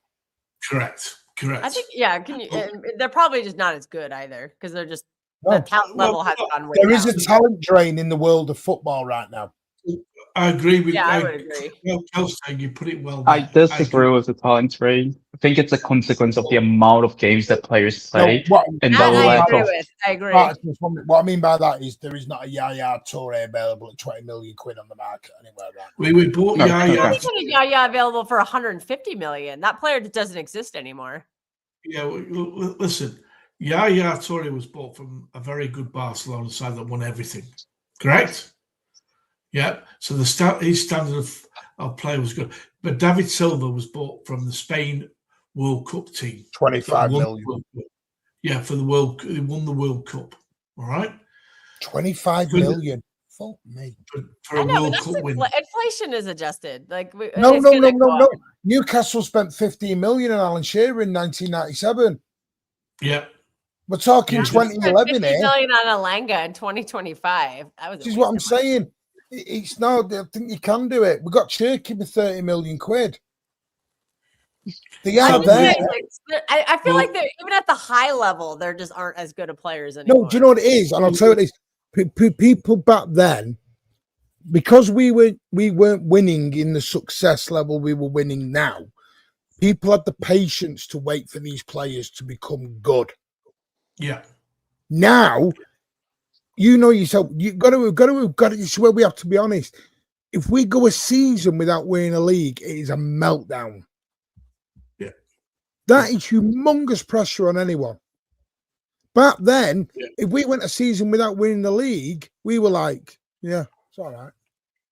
We were happy with an FA Cup run back then. I know. This is it. But back then, we didn't have the Pep Guardiola and all these great players, right? Well, the thing is. But you don't. I said to Kelster, I said to you, having Pep in the plays doesn't mean you have to win the league. Yeah, Kelster, I said at the start of the season, and Barcelona backed me up on this, that we're in a rebuilding year. We're halfway through it. We're not the finished article by a long way, because the players. If you look at the players we've bought, whether they're good or the bad or whatever you think they are, they're not. A lot of them are not used to winning things and what's required to win things. And that mentality, which it is a mentality thing, takes time to embed into them. Like this morning was a perfect example of that for me. I watched it at 4 o'clock this morning. First half, we're all over Spurs. But as soon as Spurs changed their system, played 4 at the back and 1 extra man in midfield, they destroyed us. And that pressure, Pep didn't react to that for starters. And I just don't think the squad in depth is up to the quality we need to challenge Arsenal. I really don't think it is. Arsenal, man for man, are a better squad. without any doubt. And I know it's hard to understand and accept, but we are halfway through. I still think we're 3 or 4 players away from being a team that's capable of winning the league. But those players that come in have got to show they are capable of handling the pressure, of doing it week in, week out. So when we have situations like we had this morning, when the second half they change system and they put pressure on us, we can handle it. At the moment, as soon as we're put under any sort of pressure, we can't handle it. Even you, Kelsey, watching the game today, will sit back and think, shit, we're getting battered here second half. We're lucky we didn't lose. Yeah, but this has been happening all season. This is not just something that just happened today out of the blue. I have a question. Is it Arsenal's players or is it their system? Because when I think about if we're going like a combined 11, I'd be really curious what people would say about what players do they have that are better than us. Kelster, our best 13 players are good side. The trouble is, after 13 players, the rest of the squad are bang average. And we are. A lot of average players on their bench too. Yeah, but if you look at their depth, it's better than ours. It is better than ours. And they've had their side. They've had their side for around 4 or 5 years. We've had our side, our squad, this year. We've bought, how many players have come in over the last 12 months into City? A lot. And it's going to take time to learn. See, I'm not a big fan of the way Pep's playing this counter system, playing on a counter attack. We don't keep possession anymore. Our possession football is terrible. We give the ball away so easily. And you can say, well, oh, you like them attacking on counter attack. It's brilliant to watch. Yeah, fine. But we're wide open when that happens. We're wide open. If you remember rightly, Pep's won, what, 7 titles, 6 or 7 titles? And then a European Cup, playing the possession-based, boring football. It works for us. And now he's playing but Alan, we don't have the players that can technically do it. Well, exactly. So I'm trying to say to you, we don't have the players to play the old style football. Our midfield's nowhere near as good as the midfield we had. Nowhere near. And teams know that now. So they're having a go at us. And we can't, but we never seem to try a different solution. That's what I'm getting frustrated with. Well, I think we have players who are capable of like I keep saying, in certain matchups. I was very cautious about this midfield today because I know Conor Gallagher always has a game against Rodri. He always does. And you couple that with Palhinha, I knew it was going to be a rough day at the office, and it came that way in the second half. But this keeps happening. It happened when Chelsea made a sub. They just threw Santos on it. We just completely got out bullied. We have some very tall physical midfielders to combat that, and we never play them together. Kelster. KDB said it at the end of last season before he left. I'm sure did. He said we said we were weak in midfield. Did we improve that over the summer, though? No. Okay. We bought 2 midfielders, so I guess maybe we misprofiled them or something. Foden's not playing well at the moment. I don't know what's happened to him. He's from the start of the season compared to now, he's nowhere near the same player. He's not playing in the same role, Alan. He's not. I blame Pep. He's too nice. He needs to tell him at his office door, I'm tired of playing out of position. I'm tired of being yo-yoed. I've been here for 9+ years through the academy. Give me my goddamn respect and stop yo-yoing me around. I love the way Daniele's thing is. He wants every player to march to the manager and go, fucking do as I say so. Well, we all know what happens when that happened, Daniele. It's like what happened. That's why he wants him to do it. Oscar Bob is somewhere punching air. Do you all accept? Do you all accept that we're not at the same level we were 3-4 years ago? We're not. 100%. No, Alan, do you know why? Because we were the best team in the world 3 or 4 years ago. Exactly, but that's what the fans. Yeah. That is their. No, Alan. No, that's the pinnacle of football. That's not everyday reality No. I know. So That's like going out with. Give me a really hot woman. Kelster. Whoa. Bro, really? Wow. He Okay. Okay. He hates. That's I like told you, me. Alan, my Hey. starting price is 50 billion. You have to be worth 50 No. billion net worth. That's Yeah. like me wanting Sydney Sweeney, and then I say my next girlfriend. I want Where to be has this Maya this Jama, feed and then I gone? want my next girlfriend Oh, to God. be Jennifer Aniston, and then Back to that's football. come on. Back to football. What? No, oh my God, who's the ginger from Mad Men? I forget No, her my name. So point I'm making.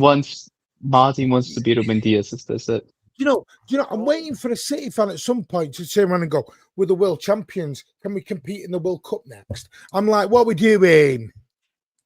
That was the pinnacle. Okay, well, When you're at the top, which We way? won Which it way? 5 times. When you are Yay. right at the top, there's only one place you can go. it's down. Oh, Yep. God. And We what were at the happens? top. And what happens when you're stuck in the middle? You're not good enough to be at the bottom, and not good enough to go to the top. I don't think we're in the middle. You don't think so? We're closer to fourth and fifth than we are to the top. We're second in the league right now. Yeah, So- and in a week's time, it's going to be 9 points. I heard all this last season, and we finished third and went on the best one in the second half. But okay, you know what? There is something people forget about that last season. We were only playing one game a week. Towards the Say end it of we again. were in the FA Cup. Yeah. We were in the FA So Cup. we Did you all were forget playing that? one FA Cup game every couple of weeks. We were not playing in the Champions League, and I think that really helped some of the older players on our team because they stayed pressure. Mm-hmm. Hang on. But some people in here wanted the unks out the door. Wait. Oh, Hold on. Now it's making But they played better when they played less, which is the Wait, only point I made last season, and I it's also a part of my agenda this season. Kelsey, At least it means you got an agenda now. Yeah, I've got an agenda. I said It's part of my last time I agenda. was on your show. You heard I that, literally- Mother. I literally said I it did. last time I was on your show. but wait, Kelsey, now it's making me rethink last season. Oh, Hold on. I'm not No. allowed to mention the treble We season. were out of the and you're- Champions League in No. January. We were out so early. Just hear me out. Foden to the side. I'm not going to touch on Foden, but was it really Haaland that helped us get top 5 last season? He was injured for a lot of that, and Well, he but got wait, injured in that FA Cup game, which I think was in March. but that's what I mean, Martin. So if we go on the people when we had adversity last year that helped us get top 5, it was Bernardo, the one magic moment of Doku, Marmoush, Vardio. and the Vardio, Diaz, and the Unks and guys who are no longer there. Hey, that Everybody Nunes else- goal. The Nunes goal. Everybody else that's here now, that's playing, they didn't face that adversity. They don't know what it's like to fight to get top 5. Otherwise, checks are on the line. They were with the club. They were just sitting on the bench because they were deemed not good enough no, to play. Docky was won a league. O'Reilly was balling out last spring. Yeah, too. O'Reilly's. Yeah, he's one. Oh, of the that's only right. But then did he get yo-yoed out? No. No, He he played in the FA stayed Cup played final. in, yeah. It was Nunes who got shafted. Oh, that's right, for Akanji. That's right. Yeah. And we look great. Tell in you this what, game. you don't give your fucking Do you know- right hand Kanji back now. Do you know who made the difference? No, I'm for happy. us I'd last- rather see Husanov. Kelster, do you know who made the difference last year to take us into the top 5? It was KDB when he came back. Big time. Oh, I disagree with that. I KDB had disagree. not I done think it in any KDB of the was big very games. Alan. inconsistent at the He end. was way off it last season. Yeah. You'll remember I The will Crystal Palace take- game, I think, was his last good game. I will take inconsistencies with one hamstring than these men with 2 legs who can't see a pass forward and can play. I'm sorry. It's not the passing same. forward, eh? Yeah, Right. Grace- Anyway, right. I'm going to end it there because I am going to go. He's like, I don't want to hear your agenda. I promise you all right now. I will just give me 40 hours. I'll go away and have a think, and then we'll make a decision. Spartacus, I'm increasing it to 175. I can hear the shaking in his voice. No, Look, I ain't got I said I'm Spartacus down is with gonna that clean up one, this but you year, have to maybe. get the money from Listen. Hamza. I don't know when. Just bear with us. I'll see if Ed wants to do stateside. If I'm back, it'll be Thursday. If not, I might be. I don't know. Just let me go away and think. 200. He's hedging with Ed now. No, I'm Okay, not so hedging. we'll Shut see up, you you on hedge. My Tuesday name is not tomorrow. Hamza. I am not hedging. I'm not Hamza. Come on, I can hear the shaking in your By the way, voice. We'll see you on True before I City Fan go, TV in the chat. Alwar when we tonight was the stream. funniest thing. Hussam says to Hamza, he was trying to Paz, and Paz went, I'll bet you, he said, if Arsenal win the league, I'll buy you an Arsenal shirt. And if City win the league, you buy me a City one. I nearly typed it. I nearly That's not typed it. You don't need to buy Hamza one. No, okay, so that's not the worst part. He was on Husam's show, and he called a friend and he called Guti, and Guti then asked him if City don't win, is Hamza gonna go back to his default and support the team that actually wins the title? And he got absolutely silent because Said what? yeah, because the running joke is that Hamza was an Arsenal fan before he defaulted Yeah. to a City fan with Pep Guardiola. I That's have why seen Hamza in a Real Madrid shirt. I'm just Have gonna you not say heard that. the rumor about Alan? While Aston he's Do Villa? picking his tell. nose. Just while he's picking his nose live on air. Thank you. That's just gone up to Very 100. charming indeed. Put That's that on just your gone up to Tinder 100, profile. bro. I forgot. Alan used to be a red. No. Fuck. Did I fuck? Never been a red in my life. Fuck that. Somebody needs to Photoshop Alan into a Manchester United shirt. Martin, he said that once before when I was on the other show. I got banned for about 2 months from going on the show because I said something I shouldn't. So don't draw me in again, Martin, please. Yeah, no. In all seriousness, this is what I mean. Alan don't do shows anymore. We wind each other up. In all seriousness, right? Just be nice. Listen, I know it's hurting. I get it. But just be nice to each other. We're not on the pitch. We're all blues. We're fighting. Fighting with each other is not going to solve it. We can't go in the changing room. We can't phone Pep. Well, I can. You can't. And have a chat with him. I'm joking. Just be a bit nice to each other. It's not. Don't take it out on each other. Don't. The stories I'm hearing at the minute is just. I'm going to be making me sad. It's making me sad. People are calling each other stupid and thick and don't know what they're doing, and you're not. Just be nice to each other, guys. Oh, they're not just We banter. cannot do anything. No. Also, could I throw in a wild card for Wednesday? I want to see a Nico pivot in that game. Oh, she's changed it. She's changed from Nico, Rodri to Nico. She saw that. She saw that didn't work. So now she wants the I Nico. saw what? No, I You saw know what's what? funny? The one that worked the best was. It's a cup game. Of course, we're changing in a cup game. You know what's funny? Yeah, The one the double pivot that worked the best is the one that she's never gonna want to see. Bernardo and Rodri. Anyway, big up to everyone. Smash the likes. Kelster today. Madata, thank you. Danielle, thank you very much. Alan, see you on Saturday. Thank you for gracing your presence. If you want to see Alan South Stando through the week, he'll be on there every day of the week. That was true. Wow. It won't be.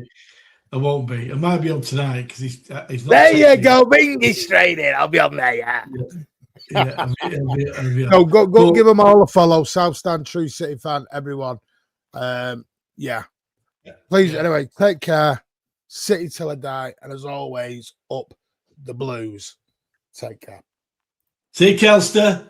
Thanks, guys. Appreciate it. Big ups to y'all.